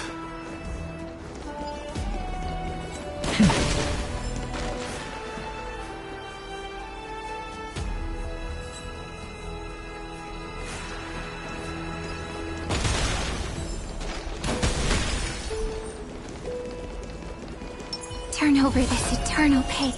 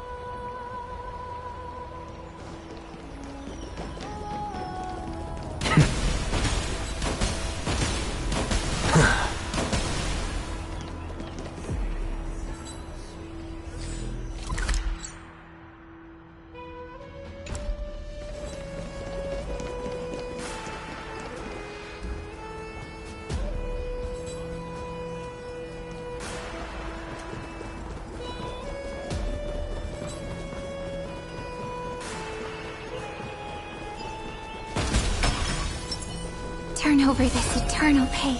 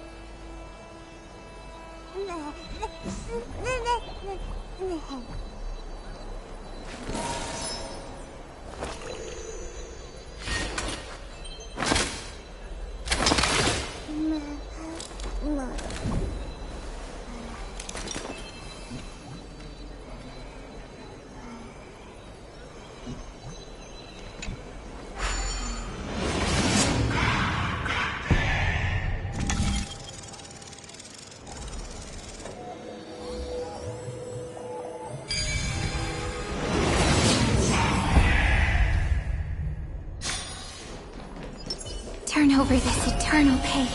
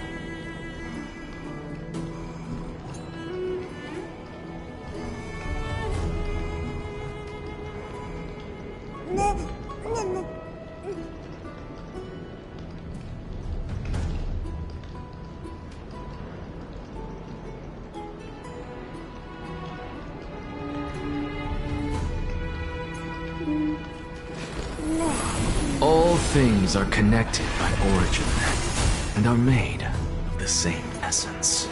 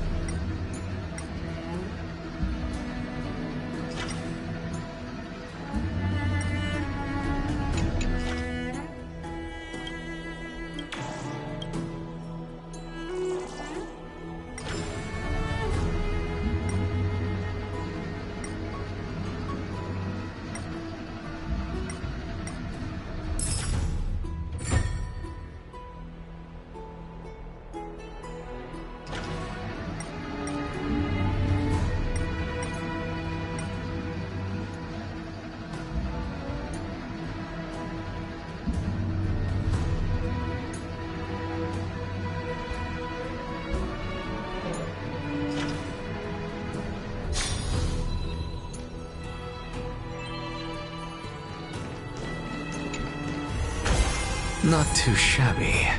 Useful for alchemy.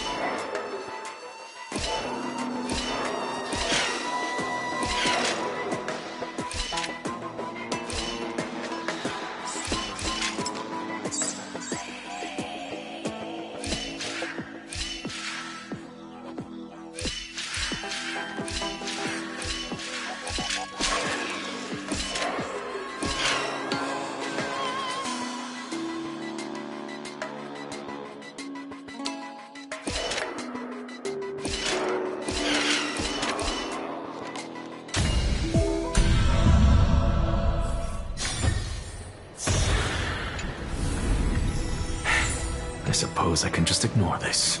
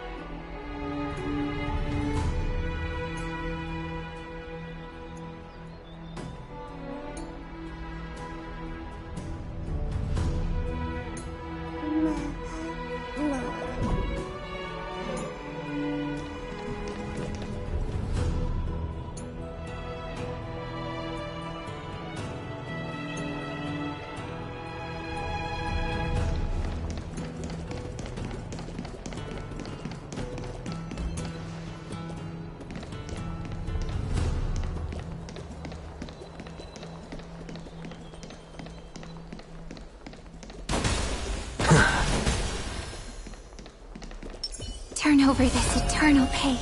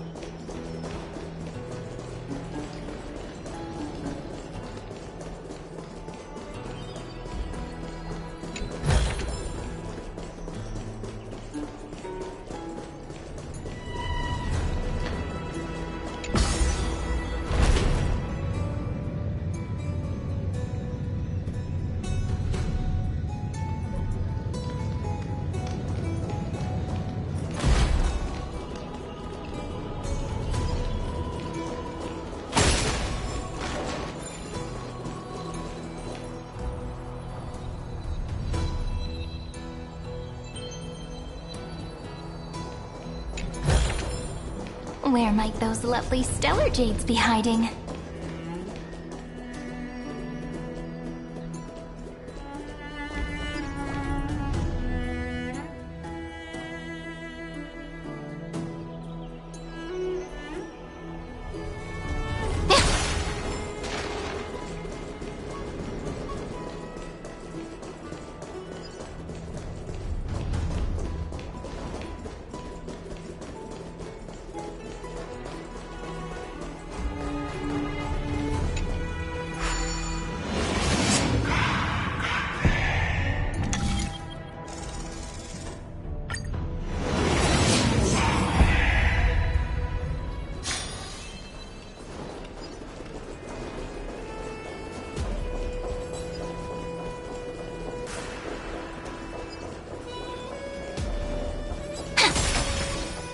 over this eternal page.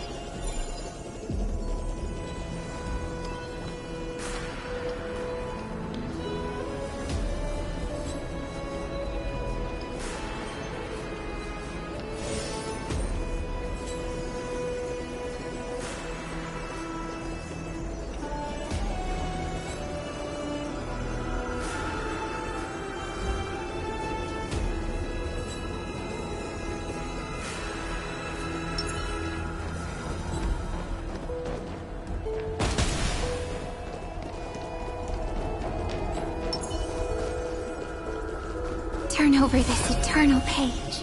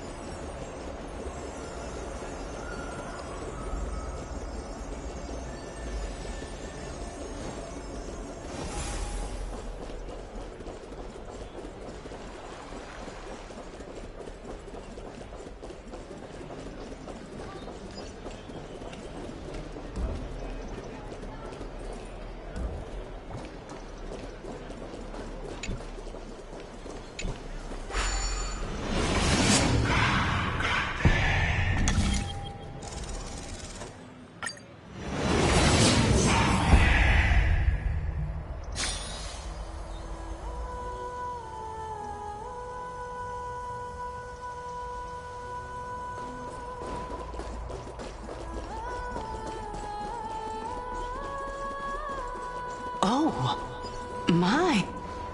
Every plant, every tendril, no, even every leaf could be the embodiment of Circe's. As a result, mere mortals who did not know what the Titan actually looked like chose to paint them as a giant tree instead. Their wisdom was portrayed as fruit, to symbolize how they shared their knowledge equally among the masses. Such exquisiteness indeed.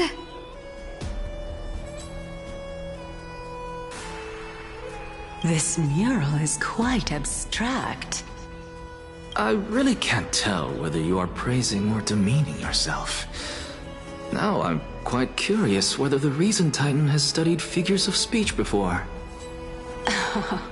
Of course I find such stylistic devices interesting.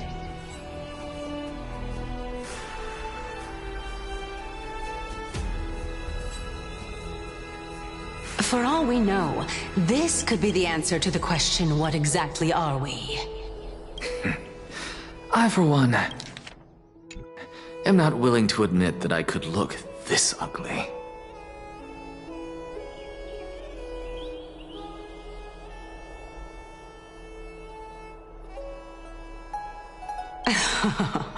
Was this the reason why you failed in your attempt to refine my soul when you were ambushed at the Grove?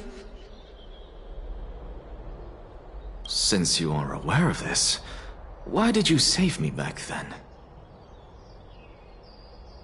From my perspective, this point alone was enough to separate you from the average person.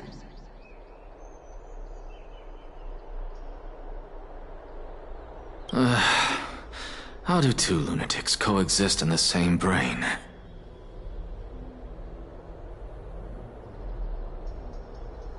Therefore, it seems that your journey to Dawnfloud this time is not just to seek protection. What, then, is the intention behind your actions? The entire plan is stored in my memory, so why don't you look there?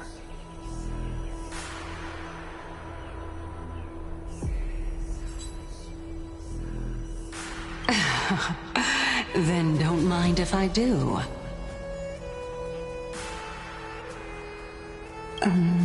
1 year old, 2 years old.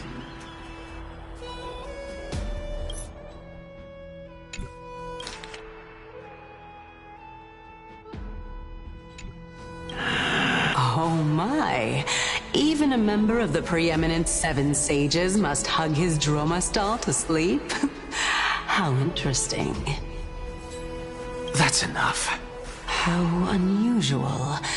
Your soul is actually trembling. This must mean that behind this toy hides a secret that nobody knows, right?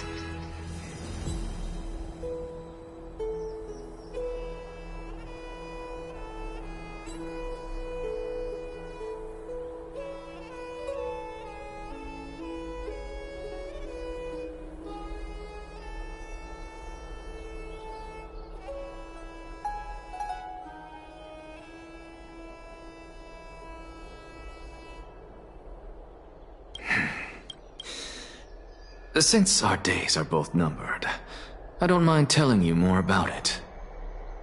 This is a present that my sister gave to me.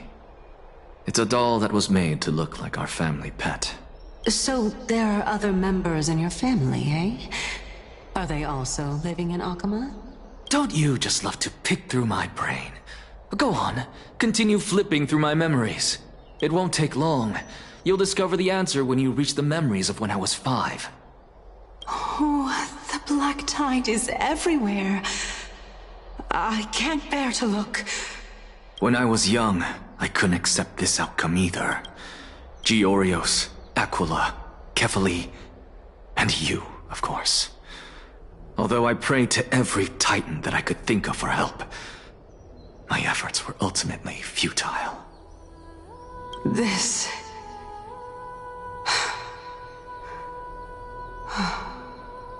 Could this be the inception of your research into alchemy? Indeed it was.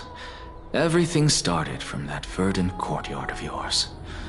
When I was pursuing my education there, I naturally also came to learn of Thelesis' theory as well. Oh, I remember that person. He was the one to come up with the concept of souls, right? Not only that, he also believed that life, as well as the composition, movement, and transformation of matter, all stem from souls themselves. This is why I thought that... Since all living things stemmed from the same origin, why could I not sacrifice myself in order to resurrect my nearest and dearest? Anaxa, you... I did it, teacher! But this is absolute blasphemy. Regardless of how much freedom the Grove provides, such an act could cause you to be burned at the pyre. Your beloved, where is she now? Send her away from the Grove at once, to a place where nobody will ever be able to find her. Otherwise, the both of us will be judged by the Council of the Seven Sages. Calm down, teacher. My sister, she's still not in the mortal realm, even to this day. What do you mean? It was naive of me to think that I could snatch the deceased from Thanatos' grip by merely sacrificing one eye.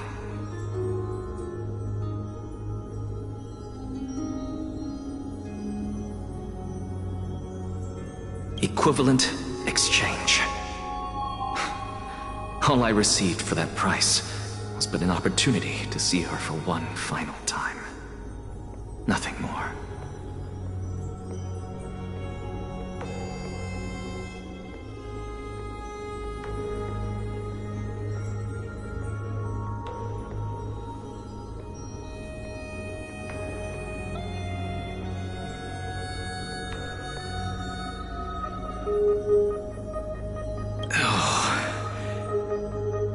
Let it go, Anaxa. As one of my best students, I cannot watch you go down the wrong path without doing anything to stop it. Never do something taboo ever again. Don't disappoint the deceased, and never harm yourself.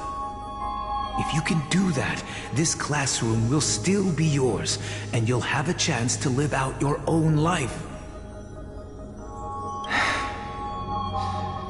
Since I was able to see her one last time, I have no other desires.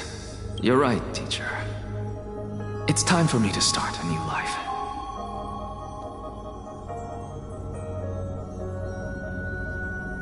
I am sincerely glad for you, child. Now then, what topic would you like to study?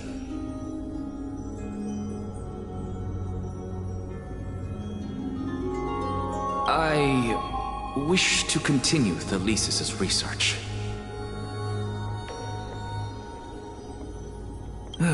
Continue the research into souls, but you know that the Grove has long since understood his philosophy like the back of their hands. Even if you continue digging into this subject, your efforts will likely be futile. No, teacher. After my fleeting glimpse of the deathly fog, I finally understood a single truth. Since ancient days, our understanding of souls is but the tip of the iceberg. I may have lost an eye, but my view of the world has become clearer than ever. I have grasped the truth with my bare hands. Watch as I turn this farcical world upside down. Who would have thought such a secret lay concealed beneath that hefty eye patch of yours? However, this story doesn't seem to be connected to your plan. In fact, I'd say that they aren't related at all. The answer lies within the tale. If even you cannot understand it, perhaps you should relinquish the divinity of reason to me. After all, it'd be a waste for you to hold on to it.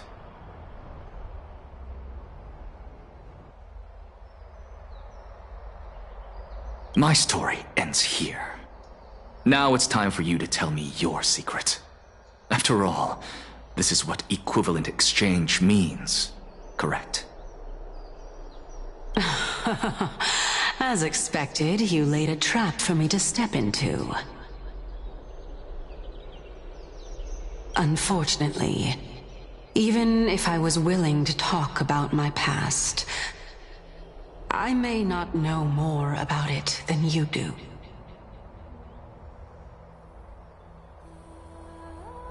Oh? Are you saying that the renowned Reason Titan is now admitting a lack of wisdom? Your followers are going to be sorely disappointed by this.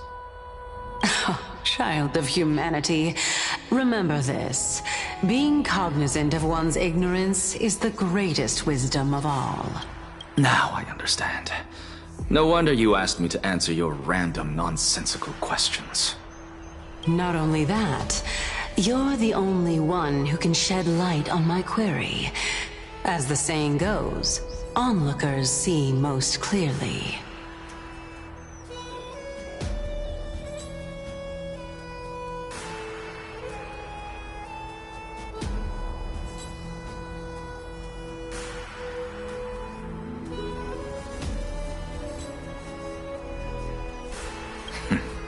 Is that so? Lord Anaxa. Hmm? I saw you muttering to yourself and was wondering whether you were caught in a delirium of reflective thought. I'm sorry to interrupt you, but time is of the essence.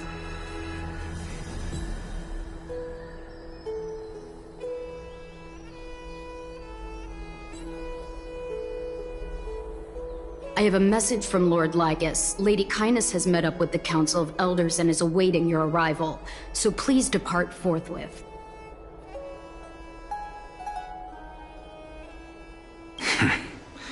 It's finally time.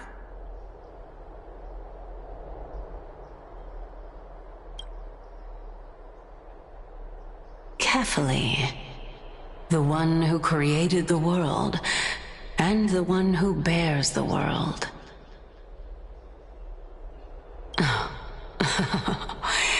If you truly have not met your end, how will you answer the challenges of those who defy you?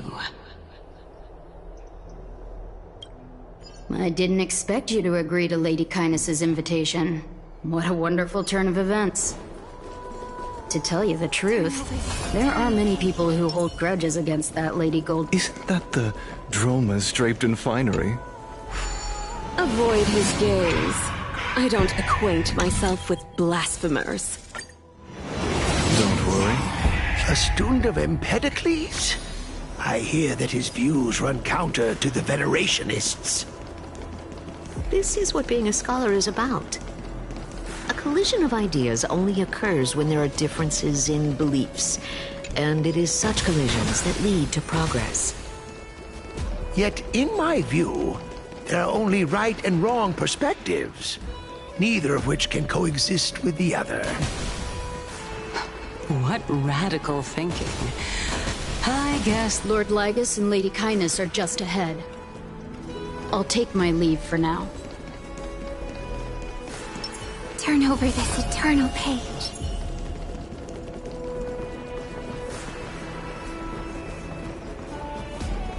Welcome to the Demigod Council, esteemed guests.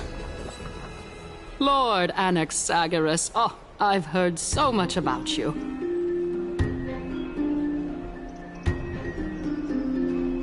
Head of the Nusporists of the Grove of Epiphany, notorious blasphemer, a Chrysos heir who bears Circe's core flame, a survivor of the Grove calamity.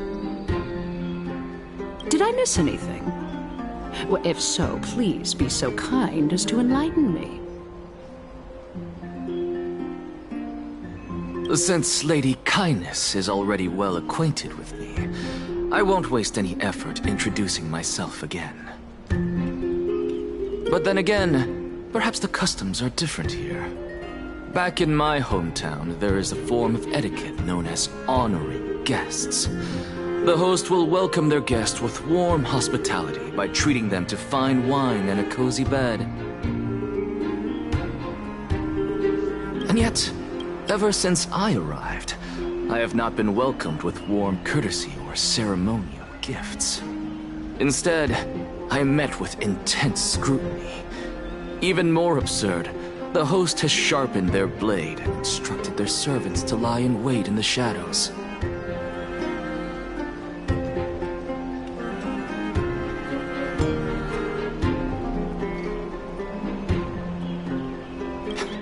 Perhaps you intend to cut open my heart, retrieve the core flame, and then hold a grand feast for all of the guests.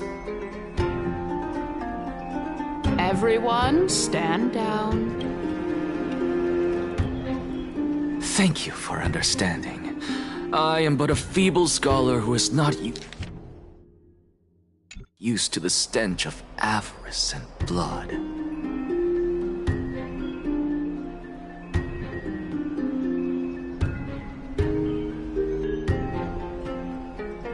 No need to be humble, my lord. From my perspective, your courage and gumption are worthy of the reputation of the Seven Sages. Your bravery is more than adequate to accomplish our perilous endeavor. So, you wish to start a war? Well, since the Chrysos heirs are calling for war, we will respond in kind. Conflict is inevitable.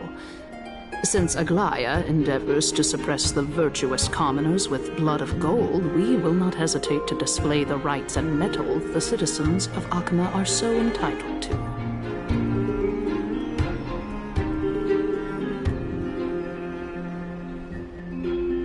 As to your question of whether peace is still a viable option, well, to that I can only say this. Everything hinges on the next citizens' assembly and whether they have a sudden epiphany amid the clamor of the masses.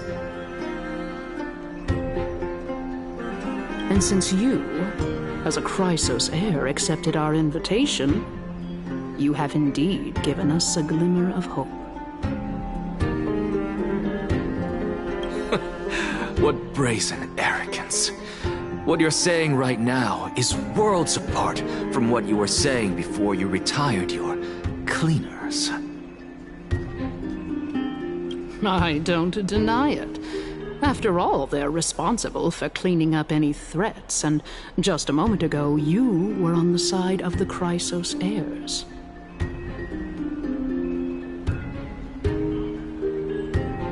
But now that you're an ally of ours, we can continue talking somewhere else. As you know, these walls have ears. I was fortunate enough to have the opportunity to discuss a treatise about the Venerationists with your teacher, Empedocles.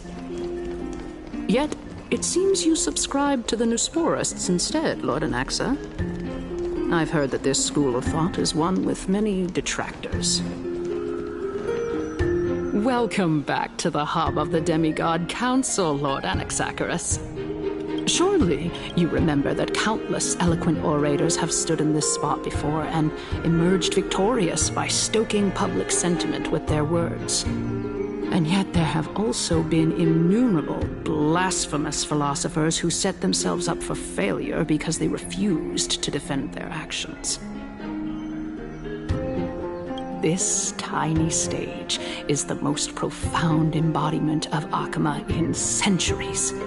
In 15 days, this site shall also become the most important, as well as the final turning point in Akama's history.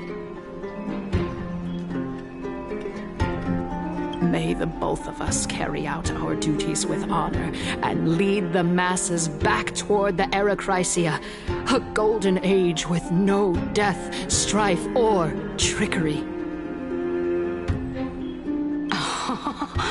Oh my, 15 days and nights. That aligns perfectly with the date of your demise.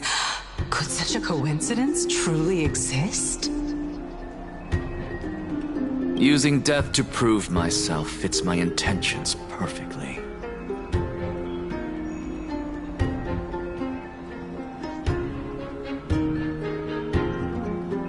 What strong conviction you have. As expected of the hero who dared to stand up to the Gold Weaver. As expected, she misunderstands you. That's enough, Lady Kindness. Dispense with the niceties. I only accepted your invitation so that I can serve the commoners alongside the members of the Council of Elders. Don't test my patience with such superfluous formalities. Well, you say that now, but surely you also require my aid as well, so that you can stay alive even when being pursued by the Golden Thread? You worry too much. She won't show her hand too freely, as she still needs to garner support from the masses at the Citizens' Assembly. Even someone like me can tell that only a sliver of her humanity remains. Surely you're not asserting that she will definitely act in a rational manner. As you're no doubt aware, Aglaya covets the core flame that I possess, which makes it the bargaining chip that allows me and the rest of you to negotiate with her. However, in return, I'll need the Council of Elders to support me as much as possible. Naturally, this includes the guards as well. You're well aware how valuable Circe's core flame will be in the Erechrysia that you are desperately pursuing. Talk is cheap, so you'd better act prudently as well. I understand. After all, this battle of wits is just a means for each party to acquire what they need. As long as your request is reasonable, the Council of Elders never shortchanges its allies. Since we're both intent on mutual cooperation, let's not mince words and just speak plainly to each other. Let us decide how much we can secure for ourselves and how much we're willing to sacrifice, like true philosophers, with our words and wisdom.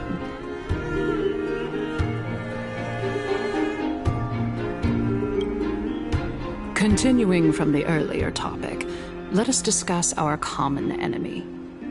Aglaya. She is the second most experienced Chrysos heir across the whole of Akama, who has gradually lost her humanity to the ravages of time and the ablation of the core flame. A formidable opponent indeed.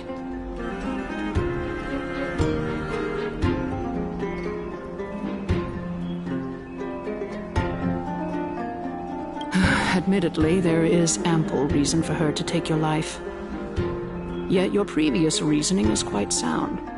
As a seasoned political animal, it's unclear whether she will actually cross that irreversible boundary. Moreover, she still needs you alive so that the Titan's trial can be completed. Is there anyone present who can swear by the sacred vow of Kefali and guarantee that you weren't in league with that woman before coming here? Are you just trying to pull the wool over our eyes and aid her in her savagery?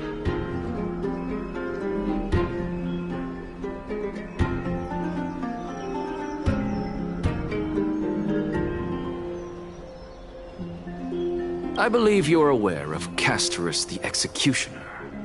Long before I returned to Akama, Aglaya had already dispatched her to monitor me. If I weren't able to reach this place in time, I would have been forced to meet Thanatos first. As compared to a comprehensive plan with uncertain results, if you decide to cut open my chest and remove the core flame, wouldn't that settle her nerves even more? Everything is in place. She just needs the right timing. I understand what you mean. At the very least, the both of us agree that this tyrant who wallows in extravagance and greed is the greatest threat to achieving peace in Akama. The Council of Elders is willing to defend your right to live, just as we defend every oppressed citizen. However, I regret to say that sentiments in favor of the Chrysos heirs and Aglaya are only growing in magnitude. The peace that we are aspiring toward, as well as everything that we hold dear, will be destroyed completely. The city, tell me, what are you willing to do for our esteemed citizens so that they can vanquish the enemies of our fine city?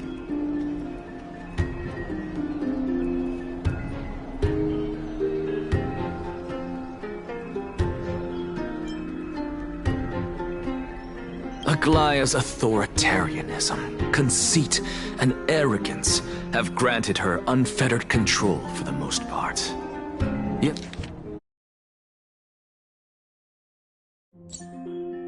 Yet these traits are also her greatest weakness. If I can render her helpless by forcing her to experience the agonizing pain of betrayal, I am certain she will never recover from such a setback. Surely you don't believe that such a tiny betrayal will be enough to push her to her wit's end.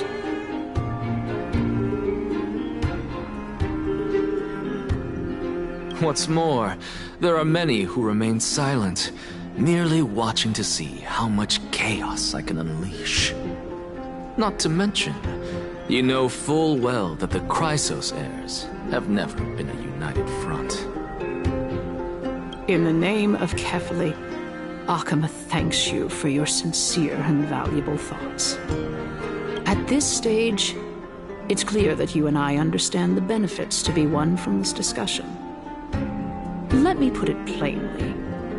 The Council of Elders has always been renowned for its fairness, and that fairness is built on a foundation of sincerity. The Council of Elders has vowed to all citizens of Akaba that it will always remain loyal to them. As for you, my lord, how will you guarantee that you will be able to live up to such earnestness and will not betray Akama's indomitable citizens when the opportunity presents itself? Just as you now betray Aglaya when it suits you. Surely you jest. My loyalty does not need to be proven. The fact that the Council of Elders is asking for proof of my loyalty is itself akin to a form of betrayal.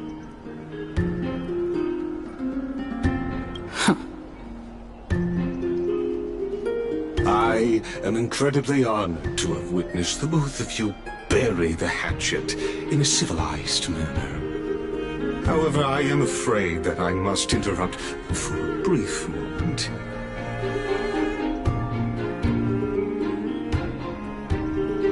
As the Theoros, I have observed the following. Lady Aglaya, the Goldweaver, is currently on her way to Dawncloud. Oh. Well, I do believe that we might have a slight overabundance of guests today.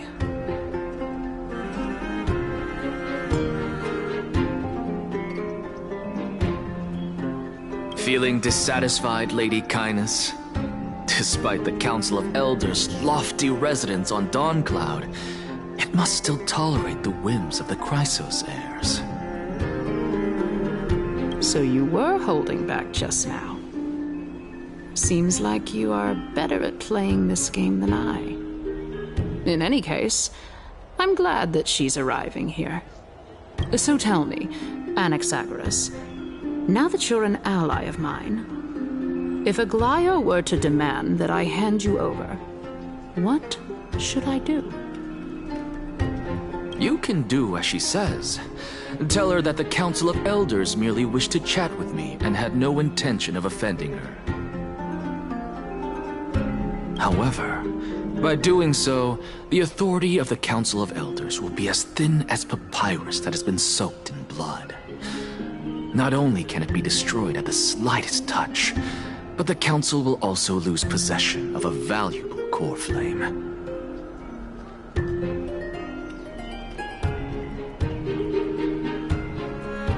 No, more like 2 core flames. After all, at the next Citizens' Assembly, that young lady who is synonymous with death will also be standing on our side. Oh? How can you be sure of that? Is that of importance to you?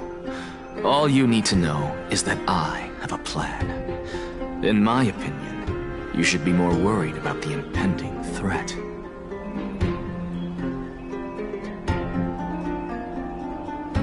If Aglaya can seize me in full view of the masses today, she could also dismiss the entire Council of Elders in one fell swoop tomorrow. If that happens, the discussion that we've just had will turn into an utter joke instead.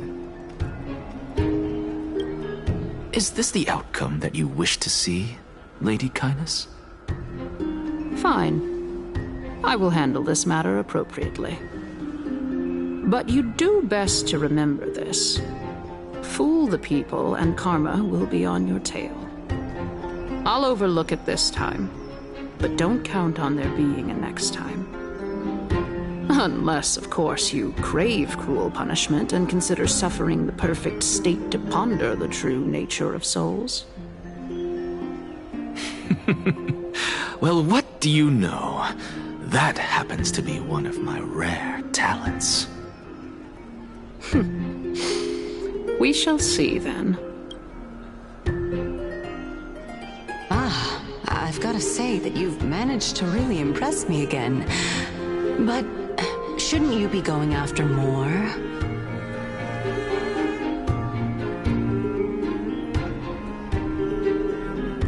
Dying to know what I'm after,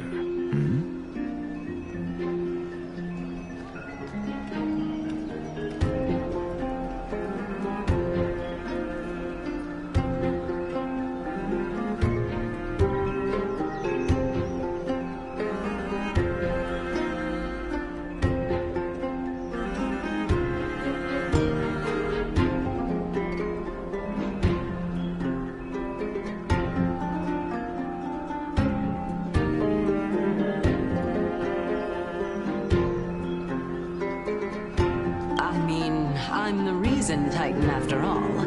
It is in me to ask and seek answers.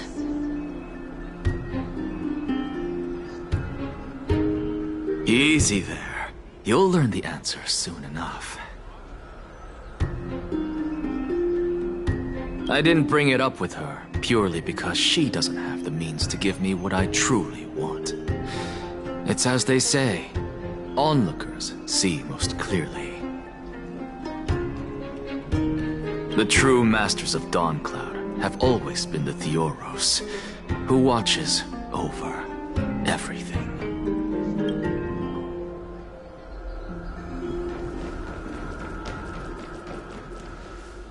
An expected visitor.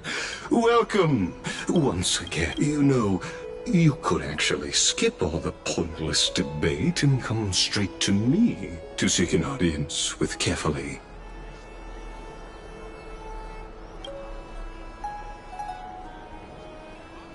I have no reason to refuse you, do I? You may not, but kindness has. Whoever gets hold of Kefali's core flame will get to rule over Akama. She's wary of me, so naturally I had to gain her trust. I would say that debate was not at all pointless.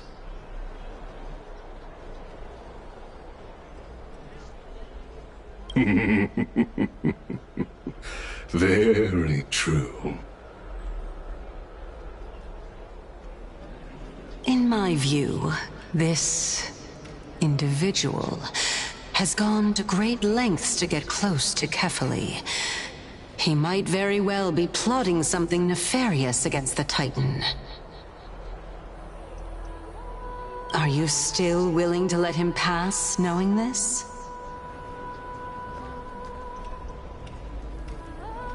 Yes, very much so. All living creations are always free to visit Kefali's transcendent vessel. This comes with being the World-Bearer.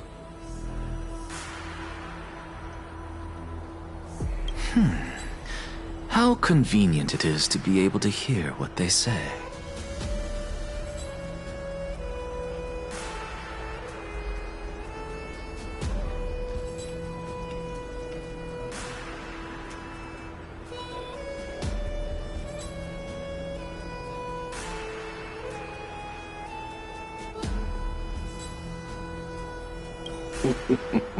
It is truly my honor to speak to a venerated Titan in person. Please, go ahead. Let me join you both on this journey.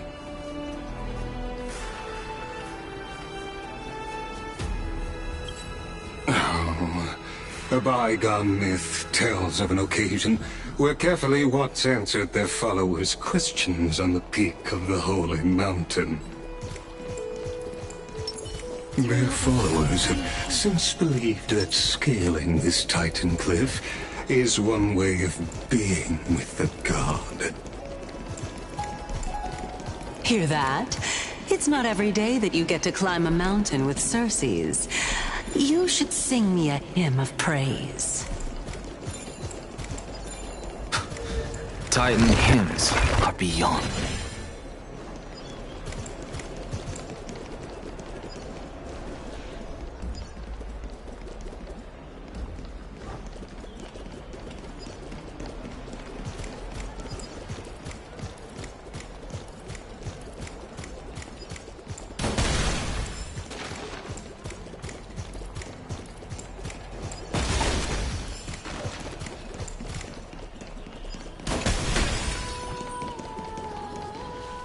Go on ahead.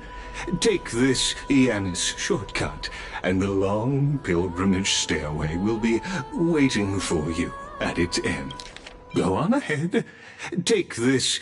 Go on ahead.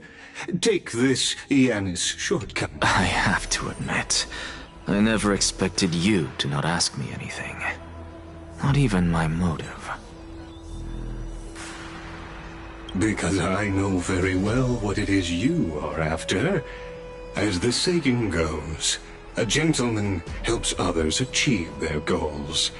I have a feeling that your theory will be validated at the end of this journey.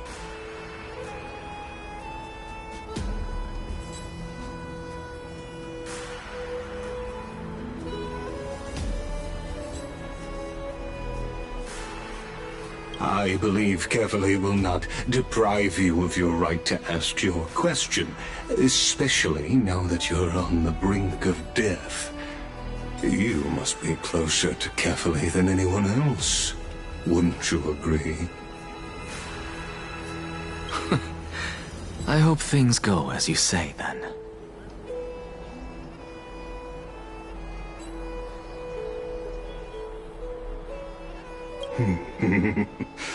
Putting a child of justice into a farcical world is bound to turn it upside down. It is my hope that you bring a much-needed change to this world which is on the brink of destruction.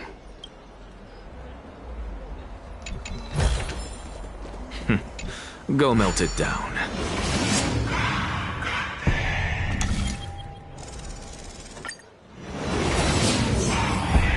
Honestly, this is my first time going up to Dawncloud's peak. What a splendid view. Isn't it about time you recognize the magnificence of us Titans? Well, I don't see how this place is different from those temples in the city. All they have are magnificent facades. And even though I've come this far, I'm still doubtful about getting useful clues from him. I must be getting ahead of myself to be expecting to hear something nice from you. Oh?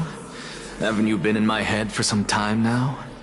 It's high time you get used to how I feel about things. Alright, we're just a short hike away from Kefali. No time to waste here. So the intellectual debate from earlier was too draining for you, huh? If Amphoreus gets a new lease on life, you should focus on strengthening your body and stop shirking social interactions. Save your concern. The Titan is in sight. Can you make it? Why? Are you going to carry me up if I were to fall now? I know how far I can go, so just hold your tongue and come along. Fine then. I guess I won't say any more. I'll just wait till your soul dissipates completely to gain control over your body. Wait. Is that... Cersei's? Hey, look at that. Huh? What should I be looking at? Am I hallucinating? Or do we even get to see souls when we're close to dying?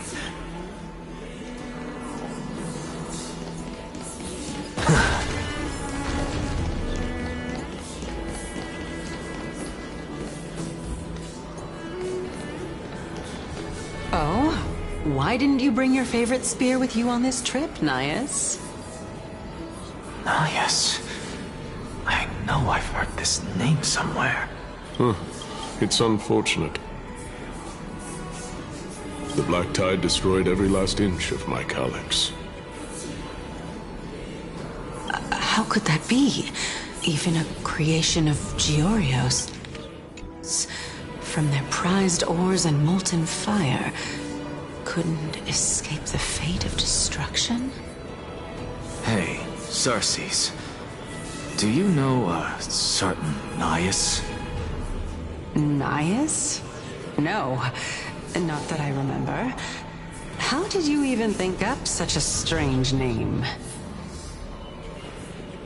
I just saw him. Nias. A warrior-like figure who was just chatting with you here. No, I have no such memory. Could you be hallucinating?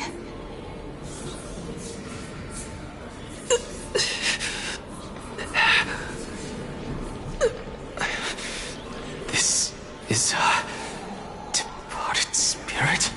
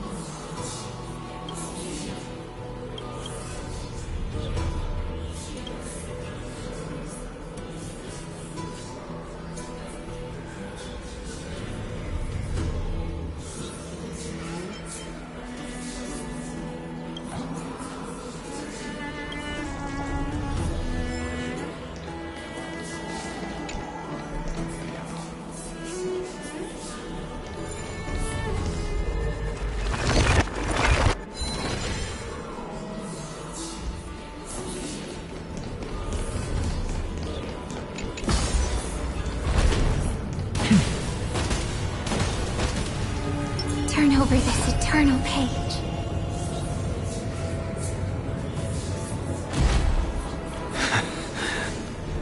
Enough about me. Did Kaos ever reply to you? Well, regrettably. Seems like the price of becoming a demigod is a lot heftier than we thought. Kaos. Demigod. I've never heard of this person. Which Titan's authority did he inherit? Look on the bright side, Nias. Since we've come all this way, I doubt he'd snub his old friends, would he? Let's just hope we mean as much as the world to him. Hey! Are you seeing that same hallucination again? Yes. It's still you and Nias, but you're now talking about a certain Kaos. I'm guessing he's one of your companions? Kaos? This name sounds just as strange to me. Never mind. I think I know what this is about. If things are as I thought, then they aren't hallucinations, but the souls of people. What? But if those are the souls of the dead, then what am I? Beats me. For all I know, you're just an illusion I conjured up in my dying moments. Let's just keep going. As long as I take in more sights and hear more stories. Know your limits. Wander too far among the dead, and even I might not be able to save you.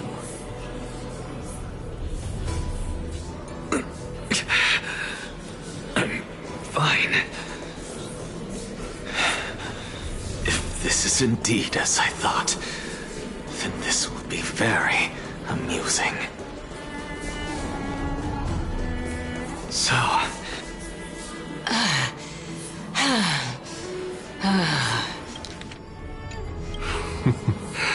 Can you keep going? Of course. And just... If I knew we had to climb a mountain, I wouldn't have come along with you. I guess this also counts as one aspect of the world-bearing burden. If Amphoreus does have a next life, you may want to get your body in shape. Keep your sarcasm to yourself. I'm not getting anything of value from them. I would sooner throw myself off this cliff and hit rock bottom than exercise even a little. I am Calypso of the eminent Seven Sages, after all. Training would make me no different from those Helcalithist barbarians. Calypso. She's one of the Seven Sages. A member of the Grove? No, she can't be. I would know her name if she really were one of the Seven Sages. Hey, Circes. Does the name Calypso ring a bell? So Xerxes? They're gone. Doesn't matter. I can do this myself. Oh, beautiful old world. Where are you now? Oh.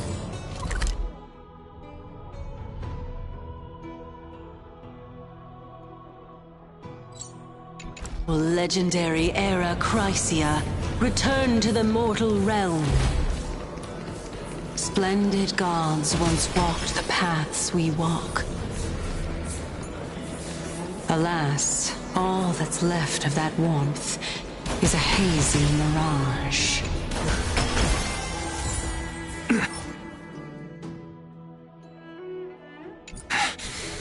Why are you chanting that too?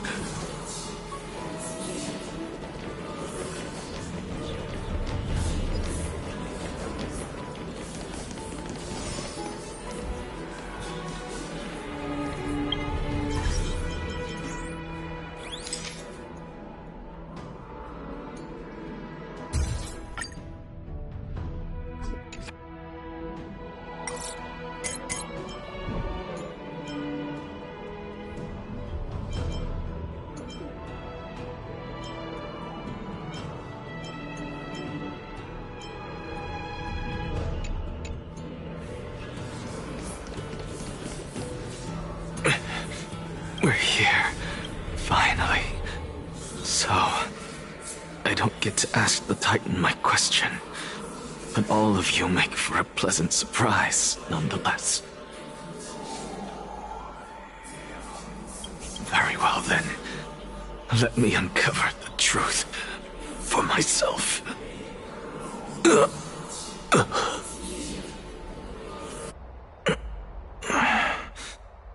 I still fail to make it in time?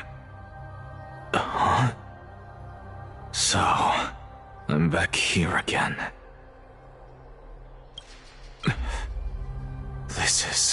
I can hear it.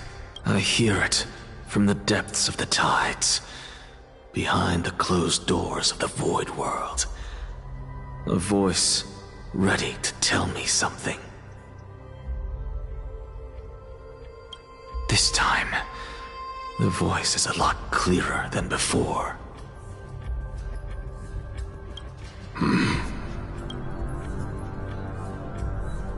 Since we've come this far, let's just wait. Lord Nias and Miss Calypso, are you both here to visit Chaos too? Yes, and we've been waiting for quite some time now. Regrettably, he hasn't answered us.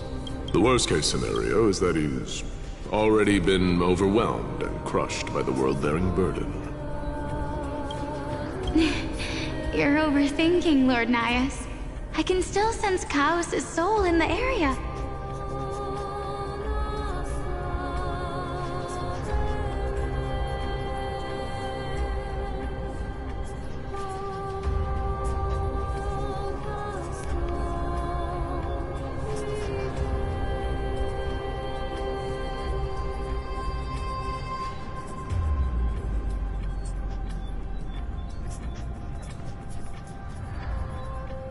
And besides, we both know Chaos' nature.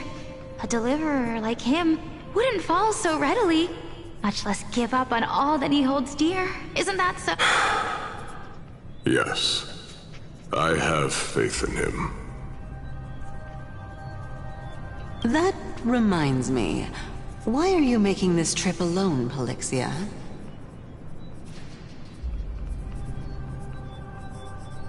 Oh, my sister needs more time to make sure the flowers are fine. Such a pity. Both of you have hearts kinder than anyone else. Yet you were born only to take over Thanatos' divinity.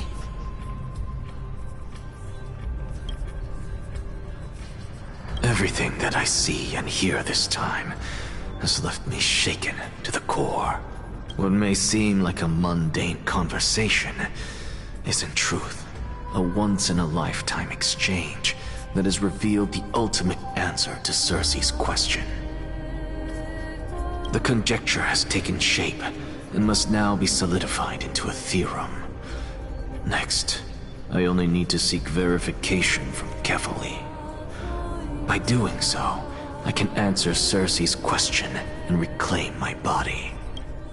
But no, I will not do that. That isn't important, because another one of my conjectures, one that I have always dreamed of proving, has been proved right this very instant. Fusing a mortal soul with that of a Titan to replace said Titan is not a ludicrous idea after all.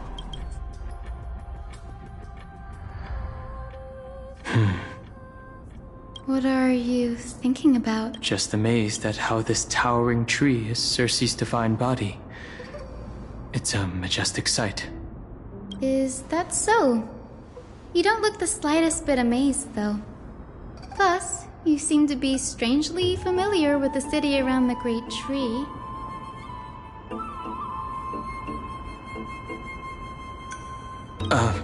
Merely something from the past that I won't go into.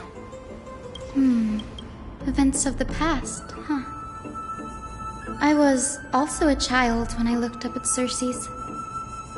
Their leaves and branches reflected the sparkling stars, and their trunk was like a pillar that supported the sky and ground.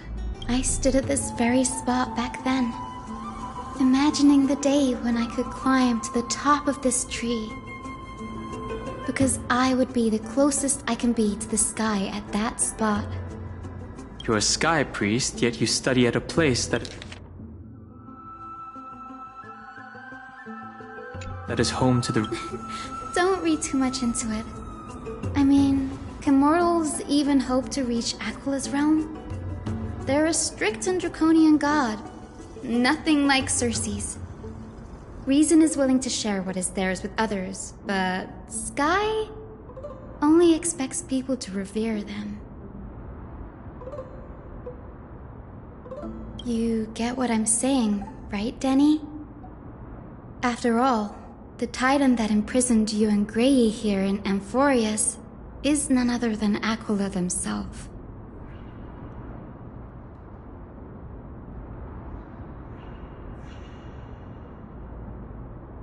Yes, I didn't count on provoking the ire of a local god.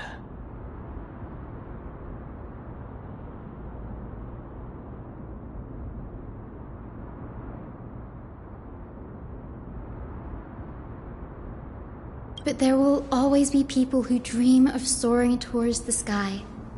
The Grove has a wealth of research on Aquila, and that is exactly what we are here for. It's just... I never thought Grey would meet with something like that before we set off. As a physician, I should have been there by her side.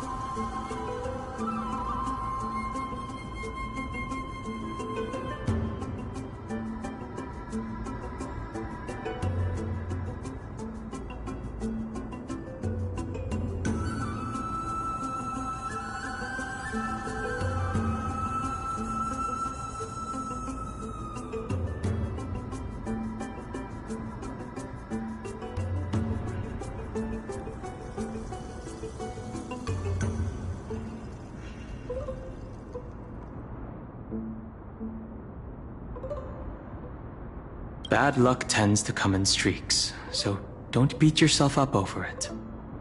Besides, Aglaya needs you here to uncover the truth behind what happened to the Grove. Let's just make the most out of this trip and keep a lookout for any documents related to the Death Titan. They could be useful to her.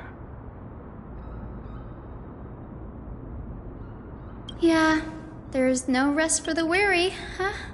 In any case, what we're looking for could be anywhere in this enormous grove. Let's split up to cover more ground. Danny, with your skills, I'm sure those monsters born of the Black Tide will pose no threat to you anyway. What about you? Will you be alright on your own? Have you forgotten that you're talking to the chief physician of the Twilight Courtyard? Have more faith in me. I'll be just fine.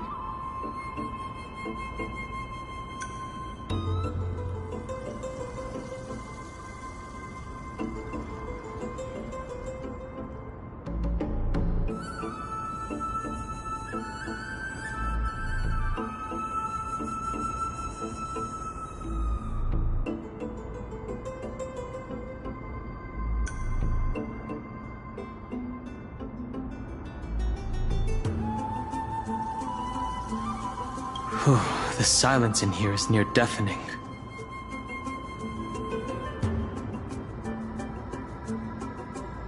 With the vast amount of knowledge it holds, this academy is akin to a labyrinth of information. Even the cleverest of scholars would easily lose their way in here. I should gather my thoughts before heading in.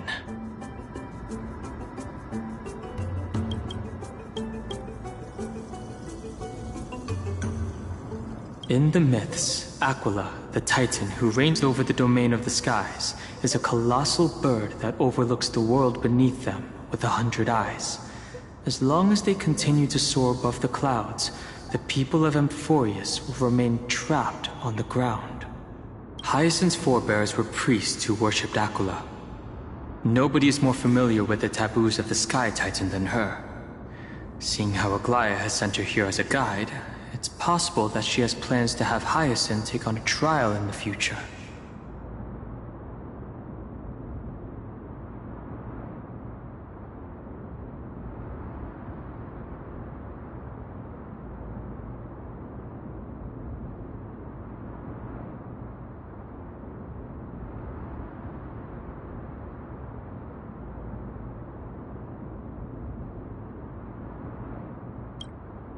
In Amphoreus, Titans are a common topic of discussion.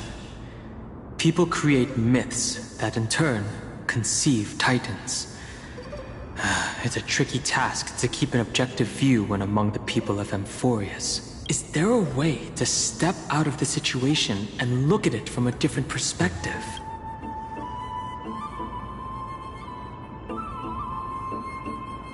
Titans and Eons are two distinct classes of beings. Titans can communicate with us humans, and it is not impossible for us to overpower them. Upon their demise, we can even take over their divinity. In this regard, Titans can be said to be a lot more similar to humans than Eons are.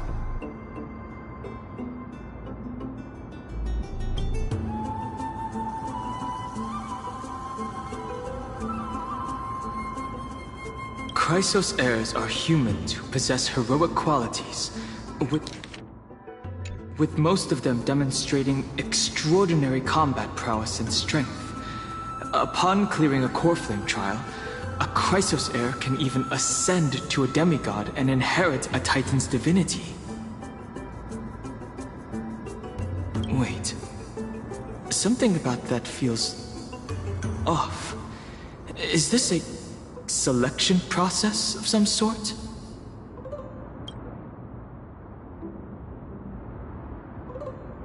Guided by the prophecy, the heroes are on a quest to reclaim core flames and usher in the Era Nova. Their efforts have seen gratifying results to date.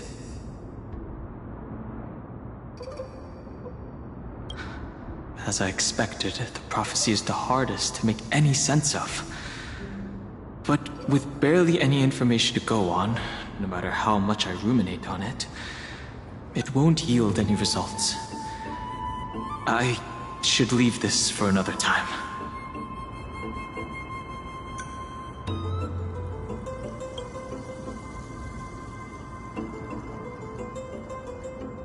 I should probably turn my attention to something else.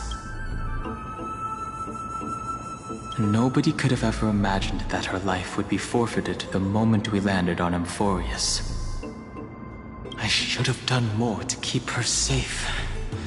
But it's not too late. We still have a fighting chance. The unique rules that govern life and death on Amphoreus might just work in our favor and save her. The Grove is a veritable library of knowledge. Maybe they'll have records on a similar case? Please let there be one.